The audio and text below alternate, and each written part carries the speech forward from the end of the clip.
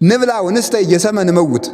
በቃ ነገ ስለምንሞት ዛሬ እንብላ እንጠጣ፣ ሆዳችን ይሙላ ደረታችን ይቅላ ብለው ሆድን መመሪያ የሚያደርጉ ሰዎች ከሞት ባሻገር የሚያዩበት ዓይን የላቸውምና ሞት ለክርስቲያኖች መጨረሻ አይደለም። ለክርስቲያኖች ሃይማኖት ለሌላቸው ሰዎች ሞት መጨረሻቸው ሲሆን ሃይማኖት ባርገው ሲያስቡት ሃይማኖት ላላቸው ሰዎች ደግሞ ሞት ወደ እግዚአብሔር የሚኬድበት መንገድ ሆኗል ማለት ነው። ወፍናዊውኒ ለሞት እግዚአብሔር ውእቱ እንዳለ ቅዱስ ዳዊት ሞት የእግዚአብሔር መንገድ ነው፣ የሞትን ብልሃቱን የሚያውቅበት እግዚአብሔር ነው ተብሎም ይተረጎማል። ግን ሞት ወደ እግዚአብሔር መሄጃ መንገድ ነው። ሞት ለክርስቲያን መጨረሻ አይደለም።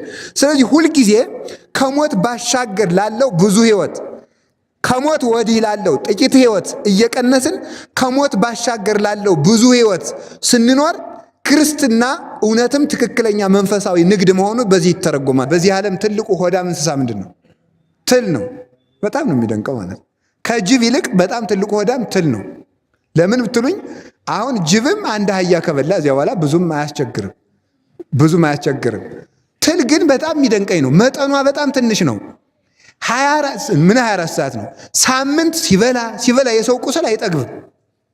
ሳምንት የሚበላ እና ለዚህ ነው ጌታ በገሃነም ላይ ትሉ የማያንቀላፋ ነው ያለው። ምንድነው ያለው ቅዱስ ዮሐንስ አፈወርቅ? ትል የማይጠግብ ነው። ለምን ጅብ አላለውም ሰይጣንን? ለምን አንበሳ አላለውም? እና አንበሳማ ይጠግባል። ግን ሰይጣን ሰውን ቢያስት ስለማይጠግብና የሲኦል መከራ ማብቂያ ስለሌለው በማይጠግበው በትል መሰለው ብሎ ይተረጉማል። ትሉ የማያንቀላፋ ነው የተባለበት ምክንያት ትል እንደማይጠግም ገሃነምና ሲኦል ሰይጣን አለቅት ሆነው አይጠግሙም። በቃኝ የማይል ሰው ይህን አርጌ እያለ በቅድ ብዛት ጽድቅ የማይሰራ ሰው እሱ ገሃነም ነው። በቃኝ ብሎ በጊዜ ራስን ለይቶ መኖር ይገባል እና በቃኝ እንድንልም አምላከ ቅዱሳን ይርዳል። ቅዱስ ጳውሎስ ምን አለ? እምከመ ረከብነ ሲሳየነ ወአራዘነ ያእክለነ። የዕለት እንጀራ የዓመት ልብስ ካገኘን ይበቃናል ብሏል።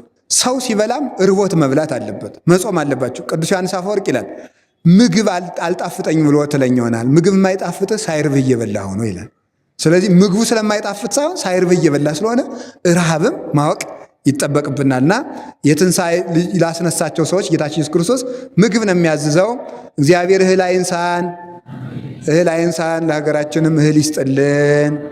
እንግዲህ ስለ መብል ይህን ያህል ተነጋግረናል። አሁን ይህ ከንስሐ ጋር ምን ያገናኘዋል? ትምህርቱ ንስሐ ነው ወይስ እንጀራ ብሉ ነው ልትሉ ትችላላችሁ። ይገናኛል። አያችሁ በሚገናኝበት። ስለዚህ ጌታችን ኢየሱስ ክርስቶስ ርዕሳችን ምንድን ነው ዛሬ ያነሳ ነው በላይዟችሁ የምትበላውን ስጧት ነው። በሚገባ ሰው መብላት በሚገባው ጊዜ መብላት አለበት። በነገራችሁ ላይ ቁርስ ለክርስቲያን የለውም። መጽሐፍ ቅዱስ ላይ ተፈልጎ የማይገኝ ቁርስ ነው። ምሳ አለ፣ እራት አለ፣ ቁርስ ግን የለም። ስለዚህ ክርስቲያን ምንም ቢሆን የፈለገ ጥርና ሐምሌ ቢሆን እንኳን ከ4 ሰዓት ከ5 ሰዓት ከ6 ሰዓት በፊት መብላት የለበትም። ለምን? በረከት ሊያልፈን ይችላል። በረከት ይዞ የሚመጣ ባይታዊ ቢያገኘን እንካ ልጅ ጸበል ጠጣ፣ እንካ ይችን ህብስት ብላት እና እውቀት ይገለጥላል ቢለን አይ ጉድ ማልዳ በልቼ ልንል ይችላልና ክርስቲያን ማልዶ አይበላም። የፈለገ ቢሆን ቆይቶ ረፈድ ብሎ ነው የሚበላው፣ በረከት እንዳያልፈን ማና ሁልጊዜም እርቧችሁ ብሉ፣ ጾማችሁን ውላችሁ እንዲሁ ቢቻል ማንኛውም ክርስቲያን እስከ 6 ሰዓት እስከ 7 ሰዓት ብሉት ቢሆን ቢቆይ ችግር የለውም።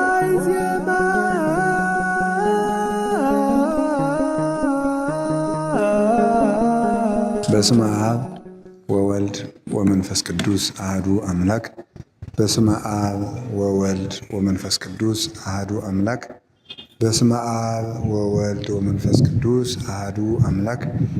በባሕርዩ ሞት በመንግሥቱ ሽረት የሌለበት ቅድመ ዓለም የነበረ ዓለምን አሳልፎ የሚኖር የአባቶቻችን አምላክ አምጻኤ ዓለማት መጋቢ ዓለማት ቅዱስ እግዚአብሔር በምሕረቱ በይቅርታው በቸርነቱ እስከዚች ሰዓት ጠብቆ በሀብት ስቦ በረድኤት አቅርቦ በቅዱስ ቦታው ስለሰበሰበን ስሙ የተመሰገነ ይሁን። ለድኅነትም ምክንያት የሆነችን እናታችን ቅድስት ድንግል ማርያም ወላዲተ አምላክ እሷንም እግዚአብሔር ፈጥሮ ሰጥቶናልና የእርሷም ስም የተመሰገነ ይሁን። ቅዱሳን ነቢያት፣ ቅዱሳን ሐዋርያት፣ ቅዱሳን ሰማዕታት በዛሬው ዕለት የምናስበው ሰማዕቱ ቅዱስ መርቆሬዎስ ደናግል መነኮሳት፣ ቅዱሳን መላእክት ሁላቸው ቅዱስ ሚካኤል፣ ቅዱስ ገብርኤል፣ ሱራፌል፣ ኪሩቤል እነሱም እግዚአብሔር ባከበራቸው ስም ስማቸው የተመሰገነ ይሁን አሜን በሉ። ክቡር አባታችን መልአከ ገነት መኳንንት ሲሳይ የዚህ ታላቅ ደብር አስተዳዳሪ፣ የተከበራችሁ ሊቃውንተ ቤተ ክርስቲያን፣ መምህራን፣ ካህናት፣ ዲያቆናት፣ የእግዚአብሔር ቤተሰቦች ሁላችሁ አንድ አምላክ በሚሆን በአብ በወልድ በመንፈስ ቅዱስ ስም እንዴት ዋላችሁ? እንደምን አመሻችሁ? እንደምን ሰነበታችሁ? ኃጢአታችን ይቅር ብሎ እስከዚህ ሰዓት አቆይቶ ለዚህ ሰዓት ያገናኘን የአባቶቻችን አምላክ እግዚአብሔር ስሙ የተመሰገነ ይሁን። ልቡናችንን ከፍቶ እንዲያስተምረን ቅዱስ ፈቃዱ ይሁንልን። እንግዲህ እግዚአብሔር ቢወድና ቢፈቅድ ዛሬ ስለ ንስሐ የምንማማረውን ትምህርት ይቆየን እንላለን ማለት ነው። ይቆየን እንላለን። ስለ ንስሐ በሚገባ ተምራችኋል ማለት አይደለም። ማለት ስለ ንስሐ ቢያንስ እንድታስቡ ተደርገዋል ነው የሚባለው እንጂ ስለ ንስሐ በሕይወት ዘመናችን 81ዱ መጽሐፍ ቅዱስ በጠቅላላው ንስሐ ነው፣ ሌላ አይደለም። ንስሐ ግቡና ዳኑ ነው። ሌላ ምንም ከዚህ ያለፈ ነገር የለም። ሰው የትኛውን ሁሉንም መጽሐፍ ቢማር ቢጠቀለል መጨረሻ ላይ ንስሐ ገብታችሁ ዳኑ ነው መጠቅለያው ማለት እሱ ነው። እና መጻሕፍት ሁሉ ስለሆነ የንስሐ ትምህርት አያልቅም። ለጊዜው ግን እኛ አሁን መማር ያለብንን ያህል ምንድነው ይቆየን ብለን እናቆየዋለን ማለት ነው። በክፍል 12 እንጠቀልለዋለን ማለት ነው። እግዚአብሔር እንደወደደ ደግሞ ቢያደርሰን ለሳምንት ሁላችሁም የምትጽፉም ካላችሁ ሌላ ማስታወሻ ወይም ማስታወሻችሁን ከፍላችሁ አዲስ ተከታታይ ትምህርት እግዚአብሔር ቢፈቅድና ቢወድ እንጀምራለን። የሳምንት ሰዎች ቢለን ማለት ነው። ዛሬ እንደ እግዚአብሔር ፈቃድ ስለ ንስሐ የማጠቃለያውን ትምህርት እንማማራለን። አምላከ ቅዱሳን ከሁላችን ጋር ይሁን። ስለ ንስሐ ዛሬ የምንማማረው ምንድነው ሲባል የመጽሐፍ ቅዱስ ርዕስ ይዘን ነው የምንጀምረው፣ የዛሬውን ደግሞ ማለት ነው። እና ምንድነው ወአዘዘ የሀብዋ ዘትበል፣ የምትበላውን ስጧት በሚል ርዕስ እንማማራለን። ቀጥታ ይሄ ቃሉ ሲፈታ የምትበላውን እንዲሰጧት አዘዘ ነው የሚሆነው። ግን ለእኛ ለመያዝ እንዲመቸን አማርኛው መጽሐፍ ቅዱስም እንደዛ ነው የሚለው፣ የምትበላውን ስጧት ይላል። በሉ ሁላችሁ እስኪ ደግማችሁ በሉ። እንደገና የምትበላውን ስጧት። በዚህ ርዕስ ነው የምንማማረው። የንስሐውን መጠቅለያ የምናደርገው እሱ ነው። የማርቆስ ወንጌል ምዕራፍ 5 ቁጥር 43 ላይ እናገኘዋለን። የማርቆስ ወንጌል ምዕራፍ 5 ቁጥር 43። የማርቆስ ወንጌል ምዕራፍ 5 ቁጥር 43 ላይ እናገኘዋለን። እንግዲህ ሁላችሁም ስለ መብል ታውቃላችሁ አይደል? ስለ መብል ታውቃላችሁ። ያው ስለ መብል ታውቃላችሁ ብቻ ሳይሆን የምትኖሩም ለመብል ነው አይደለም? ሌላ ምንም አይደለም። ሌላም ትርጉም የለውም። ሰው በዚህ ዓለም ላይ ብዙ አይነት ነው ስለ መብል የተነገሩ ብዙ ንግግሮች አሉ አይደል? ለመስራት ብለው የሚበሉ የሚባሉ አሉ። ለመስራት ብለው የሚበሉ ሰዎች አሉ። ለመብላት ብለው የሚሰሩ ሰዎች አሉ። ለመስራት ብለው የሚበሉ ሰዎች አሉ። ለመብላት ብለው የሚሰሩ ሰዎች አሉ። ደግሞ ለመብላት ብለው የሚበሉ ሰዎችም አሉ። ለመብላት ብለው የሚበሉ ሰዎችም አሉ። እሱ እንግዲህ ለእናንተ የሶስቱን ትርጉም ትቸላቸዋለሁ ምን ማለት እንደሆነ። ለመስራት የሚበሉ፣ ለመብላት የሚሰሩ። አሁን እናንተ ከየትኛው ናችሁ? ለመስራት ከሚበሉት ነው? ለመብላት ከሚሰሩት ነው? አቤት እናንተ ከየትኛው ናቸው? ምረጡ። ሀ ለመስራት የሚበሉ፣ ለደግሞ ለመብላት የሚሰሩ፣ ሶስተኛ ለመብላት የሚበሉ አሉ። ከየትኛው ናችሁ እናንተ? አቤት። እሺ የመጀመሪያውን የምትሉ አውጡ። የመጀመሪያውን የምትሉ ለመስራት ከሚበሉ የምትሉ አውጡ። በደንብ አውጡ። በደንብ ለመስራት የሚበሉ ነው። በጣም ለመስራት የሚበሉ በጣም ጥሩ። ለመብላት የሚሰሩ ደግሞ እሺ፣ ለመብላት የሚበሉ የለም። በጣም ግሩም ነው።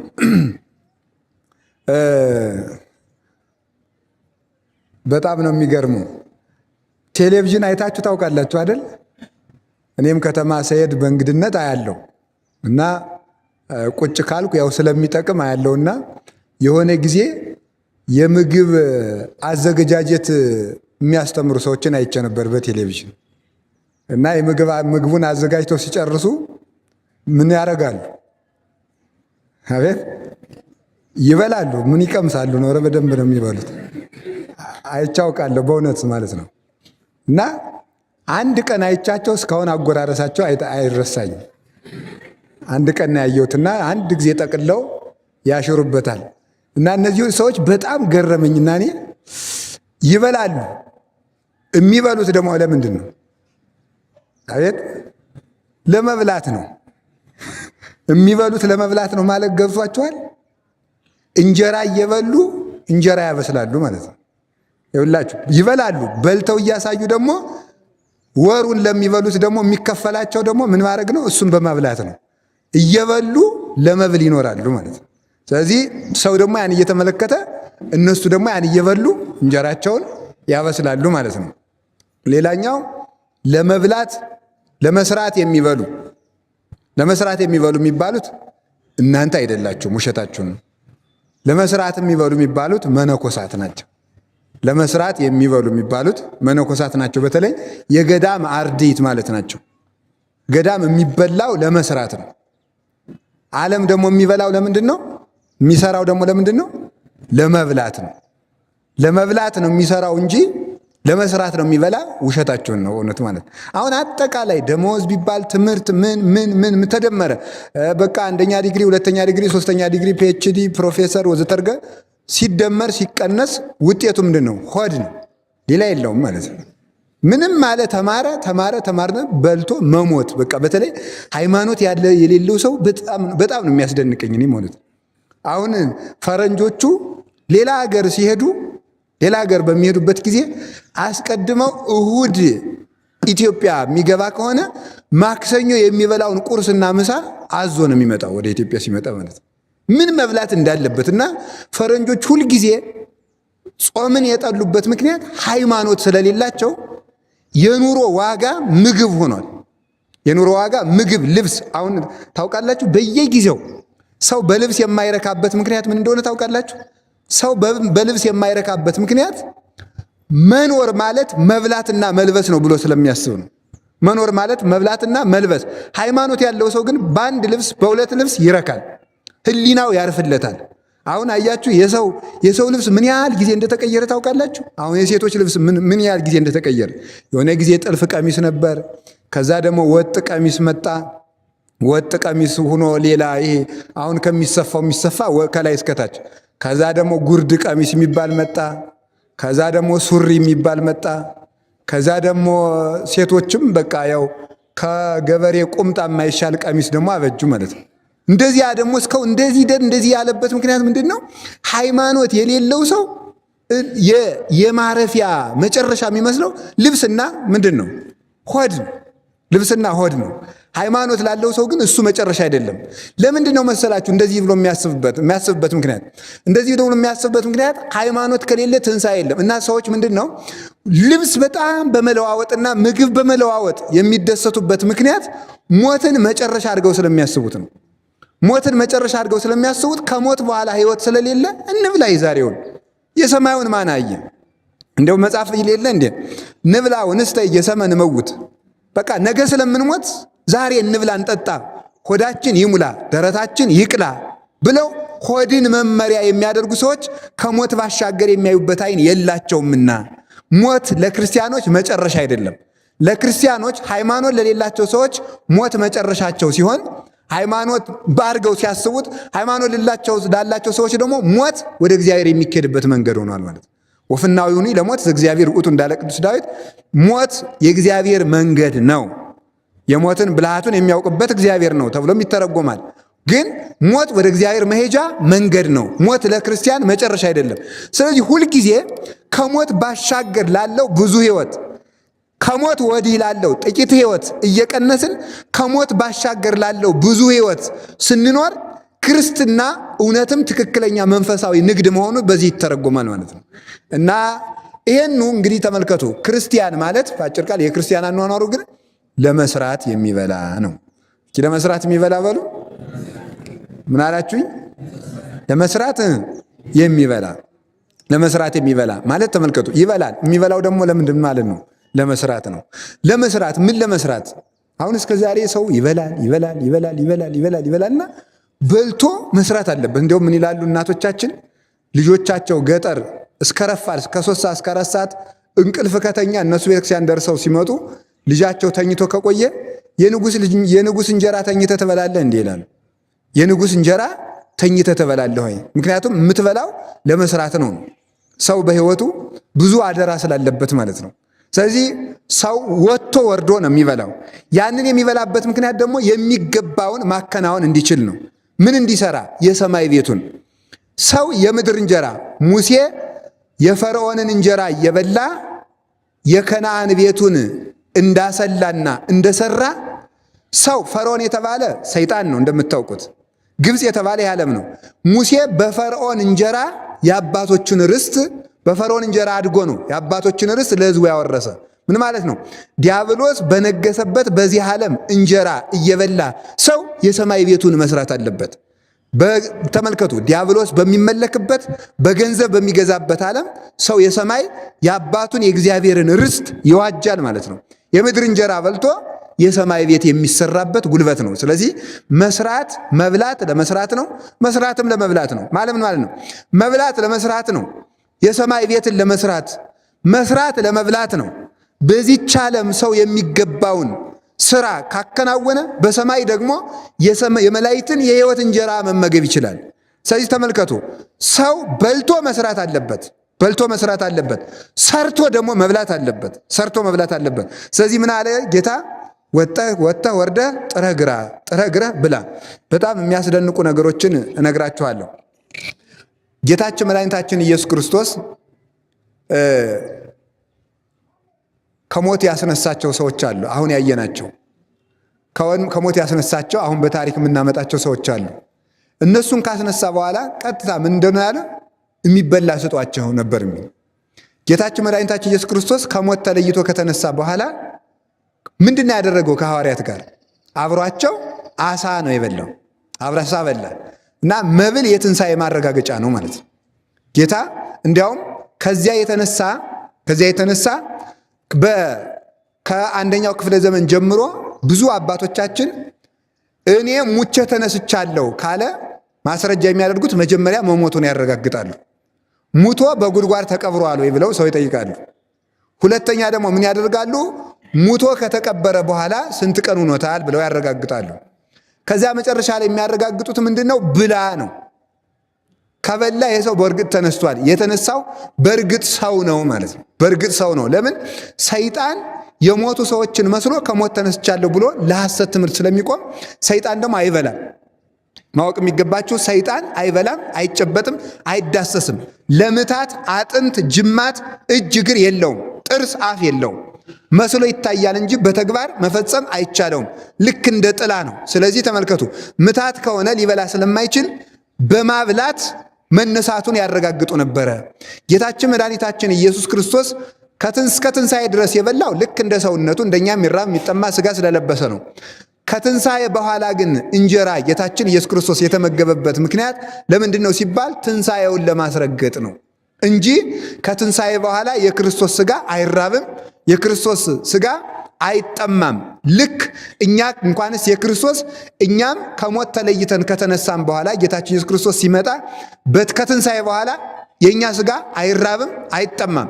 ስለዚህ ክርስቶስ ከትንሣኤ በኋላ ለምን በላ ለምን ጠጣ ሲባል ሐዋርያት ምታት ነው እንዳይሉ በምታት እሱን መስሎ ሰይጣን አታሎን ነው እንጂ እሱ ከሞት ተነስቶ አይደለም ብለው ትንሣኤውን እንዳይጠራጠሩ ከነሱ ጋር የተጠበሰ አሳ በልቶ ትንሣኤውን አስረግጦላቸዋል ማለት ነው። ስለዚህ ሰው ከትንሣኤ በኋላም መብላለው፣ ከትንሣኤ በፊትም መብላለው።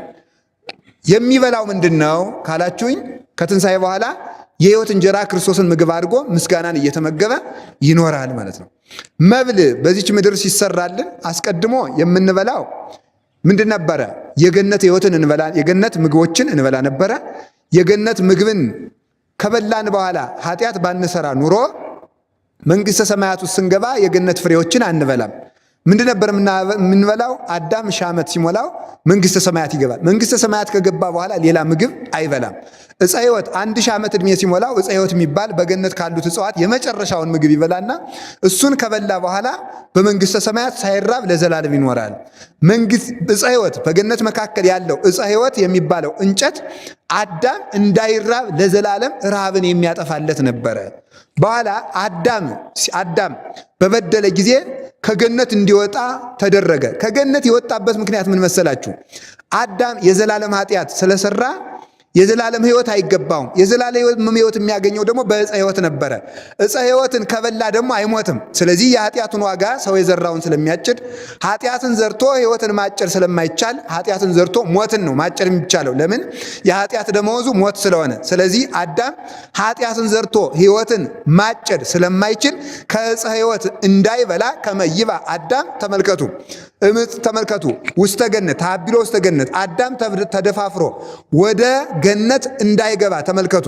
ወይብላ ዕፀ ሕይወት ከዕፀ ሕይወት ከዕፀ ገነት መብላት እንዳይችል እግዚአብሔር አዘዞም ለሱራፌል ዘውስተ እደዊሆሙ ሰይፈ እሳት እንተ ትትመያየጥ የምትገለባበት የእሳት ሰይፍን በእጃቸው የያዙ ሱራፌልን ገነትን እንዲጠብቁ አደረጋቸው። ለምን ሲባል ለአዳም ለዘላለም ረሃብን የሚያርቅለት እንጨት እንዳይበላ ማለት ነው፣ እንዳይበላ። ስለዚህ የሰው ልጅ በምድር ላይ በገነትም ረሃብ አለ። በገነት የሚበላው ግን የገነት ፍሬዎችን ነበረ። ከዚያ በኋላ ግን ከ1000 ዓመት በኋላ ዕፀ ሕይወት የሚባለውን ሲበላ የዘላለም ረሃብ ይርቅለታል። በጣም የሚያደንቀው ረሃብ የሚርቀው በመብል ነው፣ እንደምታውቁት ነው። የዘላለም ረሃብም የሚርቀው ደግሞ በምንድን ነው? በመብል ነው። ኃጢአት የሚያመጣው ሞትን ነው። ኃጢአት ሞትን ካመጣ በኃጢአት የመጣው ሞት የሚርቀው ደግሞ በሕይወት ምግብ ነው። እስከዚያው ድረስ ሰው ወጥቶ ወርዶ እንዲበላ እግዚአብሔር አዘዘው። ስለዚህ በረፍት ሆነ ገነትን እንድትበላ ካልወደደልህ በዚች ዓለም ወጥተ ወርደ ጥረህ ግረህ ብላ አለው እግዚአብሔር።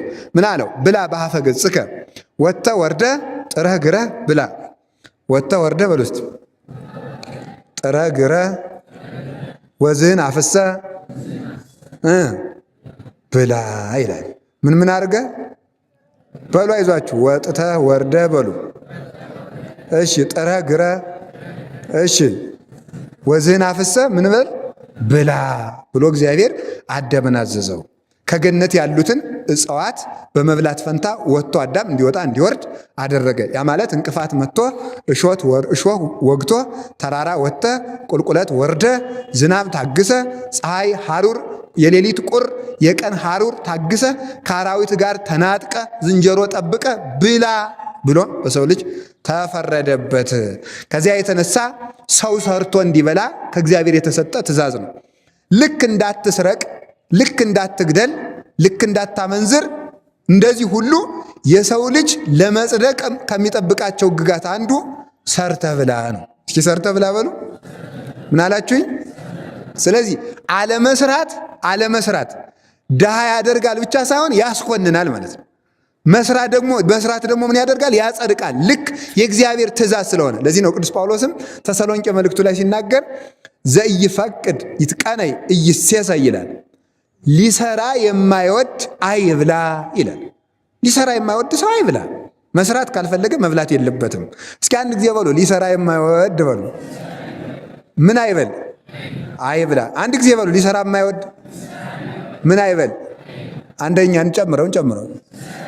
ሊሰራ የማይወድ አይብላ። የማይሰራ ምን አይበል አላለም። ይሁላችሁ እናንተ በደንብ አታዳምጡም ማለት ነው። የማይሰራ አይብላ ብሏል። አሁን ምንድን ነው ያለው? ሊሰራ የማይወድ ነው። ለምሳሌ ሕፃናት ይሰራሉ?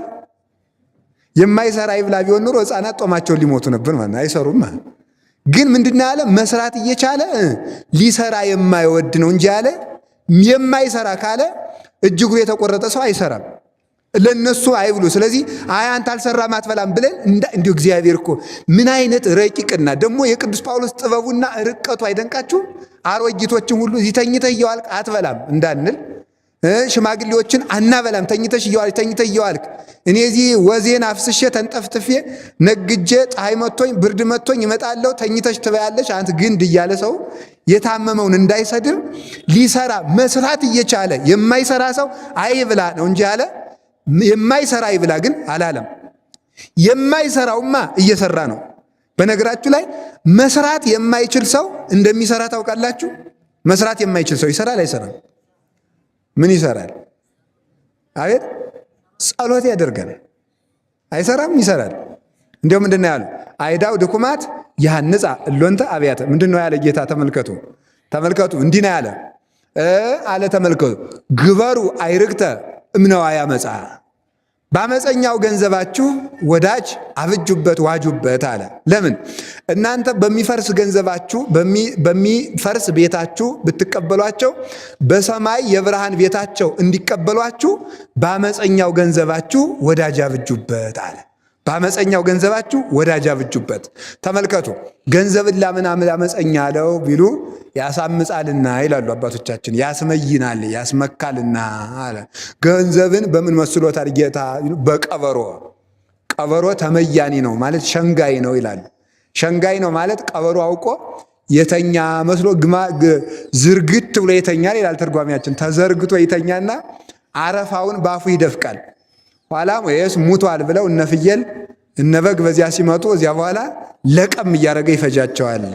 ሰይጣንም ያስመካል ያስመይናል ያሸነግላልና ብሎ ይናገራል። ገንዘብ ተመልከቱ አላችሁ የላችሁም? አመፀኛ ያለው አመፅ የሚሰራው በገንዘብ ነውና፣ አመፀኛ ያለው ደግሞ ምን አለው? ተመልከቱ ሰዎች ሲወስዱት የገሌ ነኝ አይልም ይላል። አሁን የእናንተን እዚህ አንዱ ብራችሁን እዚህ አግኝቼ በወስደው አረ የገሌ ነኝ አስቀምጠኝ አይልም ማለት ነው። አገኙት መልመድ ነው። ገንዘብና ተንኮለኛ ዘማዊ ሰው አንድ ነው። ባለቤት የለውም። ዝም ብሎ ወሰዱት መሄድ ነው ማለት ነው። ዘማዊ ሰውም ከወደቀበት መውደቅ ነው። የገሌ ነኝ አይልም። የገሌ ነኝ አይልም በሉ። አዎ ተመልከቱ። አይውላችሁ አሁን እኮ ብዙ ወጣቶች የማታገቡበት ምክንያት እናውቀዋለን። ምክንያቱ የገሌ ነኝ ላለ ማለት እኮ ነው አይደለም። ባለቤት እንዳይኖራችሁ ነው። ዝም ብላችሁ ሄዳችሁበት ማደር ሄዳችሁበት መዋል ለማጭበርበር እንዲመቸው ነው ብዙ ሰው የማያገባ ማለት። አረ ትዳር ከባድ ነው ይላል። አውቁ ከባድ ነው። እዚያ ብዙ ነገር አለ፣ አስተዳደር አለ፣ ምን አለ። ምንም እኮ አዲስ ነገር የለውም። ያው የሚበሉትን ነገር ለሁለት መብላት ነው አይደለም እንዴ? ለሁለት መብላት መጽደቅ ነው። አዲያ ግን ብዙ ሰው እያጭበረበረ ህይወቱን በዝሙት እንዴ እኮ አንድ ሰው አለ ሰምታችኋል አይደለም? ልጄ ምንድነው የማትማር ሲሉት ምበላው የሌለው ነው አላቸው አይደል? አንድ ጳጳስ ምን አሉት እሳቸው? ስትደነቁር ምን እየበላ ደነቆርክ ብለውታል አይደለም እንዴ? ዝሙት የምትሰሩበትን ገንዘብ ትዳር የማትዙበት ለዝሙት የግድ ባለ ትዳር በትልቅ ቤት መኖር አለበት ያለ ማን ነው እንዴ? ተመልከቱ። ሰው በኪራይ ቤት በዶርም እየኖረ ስንት ነገር ይሰክራል፣ ይጠጣል፣ ያለ መጠን ይበላል። ለሱ ሲሆን ግን ትዳር ሲሆን በጣም አጋኖ ፍላጎቱን እስከ ሰማይ የደረሰ በማድረግ በቃኝ ባለማለቱ ይትና ህይወቱን በዝሙት ሲያባክን የሚኖር ሰው ብዙ ሰው አለ። በቃኝ ማለት ይገባል። ያ ማለት ሰው ለትዳሩ ለልጆቹ መስራት አለበት፣ ተግቶ መስራት አለበት። ባይሆን ግን ተመልከቱ የአቅሙን በቃኝ ብሎ እግዚአብሔር ባርክልኝ ብሎ መጥኖ መኖር አለበት። ፍላጎት ካልተገደበ አይኑሂ እይመል ብለ አይን ቢያይ እንደማይሞላው እስቲ አይን ይሞላል? አይን የሚሞላ ቢሆን እኮ ገና በ5 ዓመታችን እውር ነበርን ማለት ነው። አይን አይሞላም። አይን እንደማይሞላው የዚህ ዓለም ፍላጎት እንደ አይን ነው። መቃብር ቢቀበል እንደማይሞላው፣ ገሃነም ቢውጥ በቃኝ እንደማይለው ተመልከቱ። ገሃነምና መቃብር እንደማይጠግሙት፣ አለቅት ቢበላ በዚህ ዓለም ትልቁ ሆዳም እንስሳ ምንድን ነው? ትል ነው። በጣም ነው የሚደንቀው ማለት ከጅብ ይልቅ በጣም ትልቁ ሆዳም ትል ነው። ለምን ብትሉኝ አሁን ጅብም አንድ አህያ ከበላ እዚያ በኋላ ብዙም አያስቸግርም። ትል ግን በጣም የሚደንቀኝ ነው። መጠኗ በጣም ትንሽ ነው። 24 ሰዓት ነው። ሳምንት ሲበላ የሰው ቁስል አይጠግብም። ሳምንት የሚበላና ለዚህ ነው ጌታ በገሃነም ላይ ትሉ የማያንቀላፋ ነው ያለው። ምንድነው ያለው ቅዱስ ዮሐንስ አፈወርቅ? ትል የማይጠግብ ነው። ለምን ጅብ አላለውም ሰይጣንን? ለምን አንበሳ አላለውም? እና አንበሳማ ይጠግባል። ግን ሰይጣን ሰውን ቢያስት ስለማይጠግብና የሲኦል መከራ ማብቂያ ስለሌለው በማይጠግበው በትል መሰለው ብሎ ይተረጉማል። ትሉ የማያንቀላፋ ነው የተባለበት ምክንያት ትል እንደማይጠግብ ገሃነምና ሲኦል ሰይጣን አለቅት ሆነው አይጠግቡም። በቃኝ የማይል ሰው ይህን አርጌ እያለ በቅድ ብዛት ጽድቅ የማይሰራ ሰው እሱ ገሃነም ነው። በቃኝ ብሎ በጊዜ ራስን ለይቶ መኖር ይገባል እና በቃኝ እንድንልም አምላከ ቅዱሳን ይርዳል። ቅዱስ ጳውሎስ ምን አለ? እንከመረከብነ ሲሳየነ ወአራዘነ ያአክለነ። የዕለት እንጀራ የዓመት ልብስ ካገኘን ይበቃናል ብሏል። የዕለት እንጀራ የዓመት ልብስ ካገኘን ይበቃናል። ልጅ ላለመውለድ የምታመካኙ ሁሉ ይህን ማወቅ አለባችሁ። በእውነቱ ማለት ነው። ልጅ ገና ሰርቼ ይችን አድርጌ ቤት አደራጅ የሚል ሰው እስከ መቼ ድረስም አይሳካለትም። ስለዚህ መሆን ያለበት በትንሽ ነገር ታምኖ ያገባ ሰውም ልጅ መውለድ አለበት። የአቅሙን እየሰራ ከወለደ እግዚአብሔር ይመግባል። ትሎችን የሚያስተዳድር እግዚአብሔር፣ የሚመግባቸው እግዚአብሔር አለ። ቁንጫጭቱን፣ እባቡን፣ አይጡን፣ ጓጉንቸሩን፣ ጉርጡን መግቦ የሚያሳድር እግዚአብሔር አለ። እየሰሩ ነው፣ ተኝቶ ግን አይደለም። ስለዚህ ሰው በቃኝ ካላለ መዳኛ የለውም። አንዱ የክርስቲያኖች የህይወት መመሪያችን በቃኝ ነው። ምንም ቢሆን አንድ ለቤተ ክርስቲያን አንድ ለቤት ሁለት ልብስ ያለው ሰው በቃኝ ብሎ ለመኖር በቂ ነው የሚለው መጽሐፍ። በቃኝ ብሎ ለመኖር አንድ ለቤተ ክርስቲያን አንድ ለቤት ልብስ ካለው የህይወቱን መስመር መጀመር አለበት አንድ ሰው ማለት ነው። የዕለት እንጀራ ካለው የህይወቱን መስመር መጀመር አለበት። መስተካከል አለባችሁ። ለምን? ገንዘብ የለኝም በሚል ስበብ ወጣቱ በዝሙት እያለቀ ስለሆነ ማለት ነው። አሁን እንደ በእውነቱ እስኪ እግዚአብሔር ያሳያችሁ። ሴቱም አይጨበጥም፣ ወንዱም አይጨበጥም። አሁን በእውነቱ ማለት ነው። ወንዱም ማግባት አይፈልግም። ስለዚህ እዚያም ማውደልደል ነው። ሴቱም ደግሞ ማግባት አይፈልግም። አላሟለው ማሟልቼ እያለ ህይወታችሁ ይባክን ሲል ትዳር ትዝ ሲላችሁ የለም አልቋል ዘመናችኋ። ወደ 40 ዓመት ወደ 38 ወደ 39 ወደ 45 ስትደርሱ ትዳር ትዝ ይላችኋል። ማንም ስታውደለድሉ ትኖሩና አራቱም አምስቱም አስሩም አውደልድላችሁ ሲያማችሁ ጊዜ ባል ቢኖረ ይኖር ይህን ጊዜ ሚስት ብትኖረ ይኖር ሲባል ባል የለም። ቢደረግ ቢሰራ ዘዋዲ አይገኝም። ሚስትም የለም። እውነቴን ነው የምነግራችሁ። ለሁሉም ጊዜ አለው። ቀልድ ሊመስላችሁ ይችላል። በህይወታችሁ ታጭዱታላችሁ ስትዘሩት የኖራችሁትን። ብዙ ሰው እየተቸገረበት ያለ ይሄ ነው። በቃኝ ባለማለት ህይወቱ ባክኖ የቀረሰው ብዙ አለ። ያለኝ ይበቃኛል ብላችሁ ህይወታችሁን ሰብስቡ። እግዚአብሔር ሆይ ምራኝ፣ የምሰራውን ስራም አንተ አከናውንልኝ፣ ባርክልኝ፣ በትንሽ ነገር እንድባረክ እንዲበቃኝ አድርገኝ ካልን እግዚአብሔር ይሰበስባል። ከቃሉ ጋር ናችሁ ይሆን? እግዚአብሔር ከሁላችን ጋር ይሆን። ስለዚህ ተመልከቱ፣ ወጥተህ ወርደህ ጥረህ ግረህ ብላ ያለው ተመልከቱ። መስራት አንድ የጽድቅ አካል ስለሆነ ነው።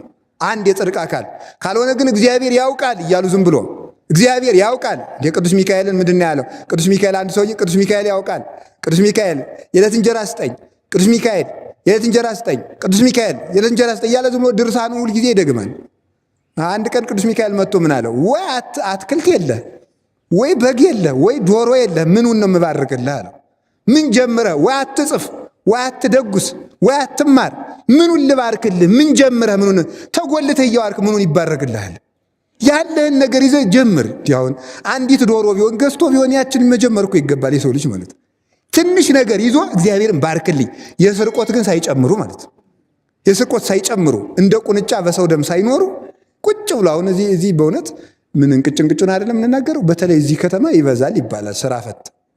እንዳትቆጡ እንጂ ስራ ፈት ደግሞ የበዛበት ምክንያት ሰው ቢያንስ አንዳንድ ሰው አሜሪካ አለው አሉ። በቃ ስለዚህ የጎንደር ወጣት ያችን ብር ያስልካል። ጥሩ ሱሪውን ለብሶ ፒያሳ ቁጭ ነው። በቃ ተጎልቶ ዝም ብሎ ነፋስ ሲቀበል መዋል ነው ማለት ነው። ይሄ ነውር እኮ ነው። እንደ ቁንጫ በሰው ቁንጫ አይደለ እንደ ሰዎቹን እየበገበገ እሱ ሲያብጥ ያድራል ማለት ነው። ሰዎቹ የሰው ደም እየመጠጠ ማለት ነው። መስራት አለብን። በእውነቱ ስንት ተቸግረው በእውነቱ ማምላክን ከልቤ ነው። በስደት ያሉ ሰዎች ስንት ደም እንደሚያለቅሱ አታውቁ?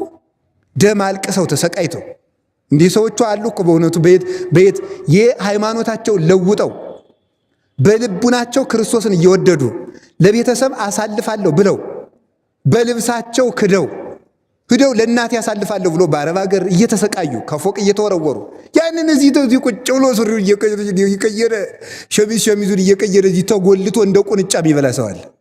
መስራት አለባችሁ። እውነቴን ነው ማለት ነው። ማዘን ይገባል።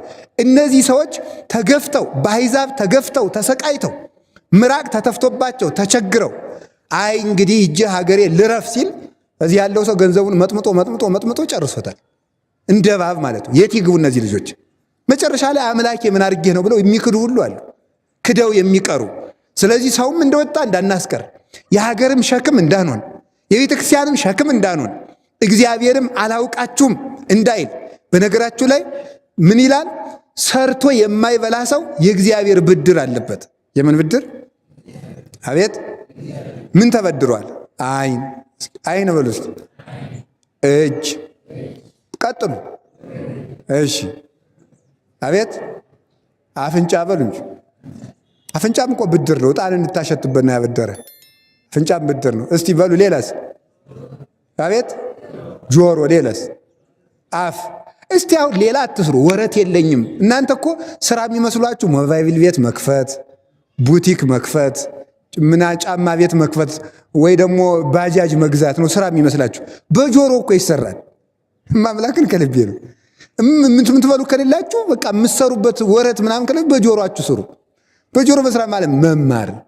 እስቲ መማር በሉ። ከዛ ጥበብ ገንዘብ ነው። ተመልከቱ። ምንድናት ተመልከቱ። ጥበብ አለ ይእቲ ትሄይስ እምንቁ ክቡር። ጥበብን ያገኛት ሰው ምን ያህል የታደለ ነው አለ ሰሎሞን የተናገረ። ሰሎሞን ያተናገረውን ደግሞ ማን ወሰደ? ይሁላችሁ እንዲህ አለ ሰሎሞን እንዲህ አለ። አባቱ ዳዊት እንዳረፈ ሄደና የ12 ዓመት ብላቴና ነው የቅዱስ ዳዊትን መንበር ተረከበ። ምንድን ነበር ያለው? አባቱ ሲሞት ቅዱስ ዳዊት ሊያርፍ ሲል ልጄ ሰው ሁን ነበር ያለው። የሀብት መጀመሪያው ሰው መሆን ነው። እስኪ በሉላችሁ የሀብት መጀመሪያው በሉ። ምን መሆን ነው? ሰው መሆን። የሀብት መጀመሪያው ሰው መሆን። ሰው ከሆናችሁ እንደ እንስሳ መኖርን አቁማችሁ እንደ ሰው ማሰብ፣ እንደ ሰው መተኛት። እንዳዞ አትተኙ። ሌቱም ሙሉ የሚተኛ ሰው አዞ ነው። ሌቱም ሙሉ እንዲያው ተገልብጦ የሚያደርሰው ማለት ነው። አዞ ዝም ብሎ መተኛት፣ ቢዘንም መተኛት፣ ፀሐይ ቢወጣ የሚተኛ። እንደ ሰው ተኝታችሁ የሰው ያህል በልታችሁ። ያሁን እኮ አጎራረሱም እኮ ቅጡ ጠፍቷል። የወጣቱ አይጣ ላይ ድረስ ነው በእውነቱ ማለት ነው። እንዴ እኔ እኮ አይቻለሁ። ተወራርደው የሚበሉ አንዱን እንጀራ 2 ጊዜ ብጎርሰው ምን ትሰጠኛለህ ብለው ተወራርደው የሚጎርስ ሰው አለ።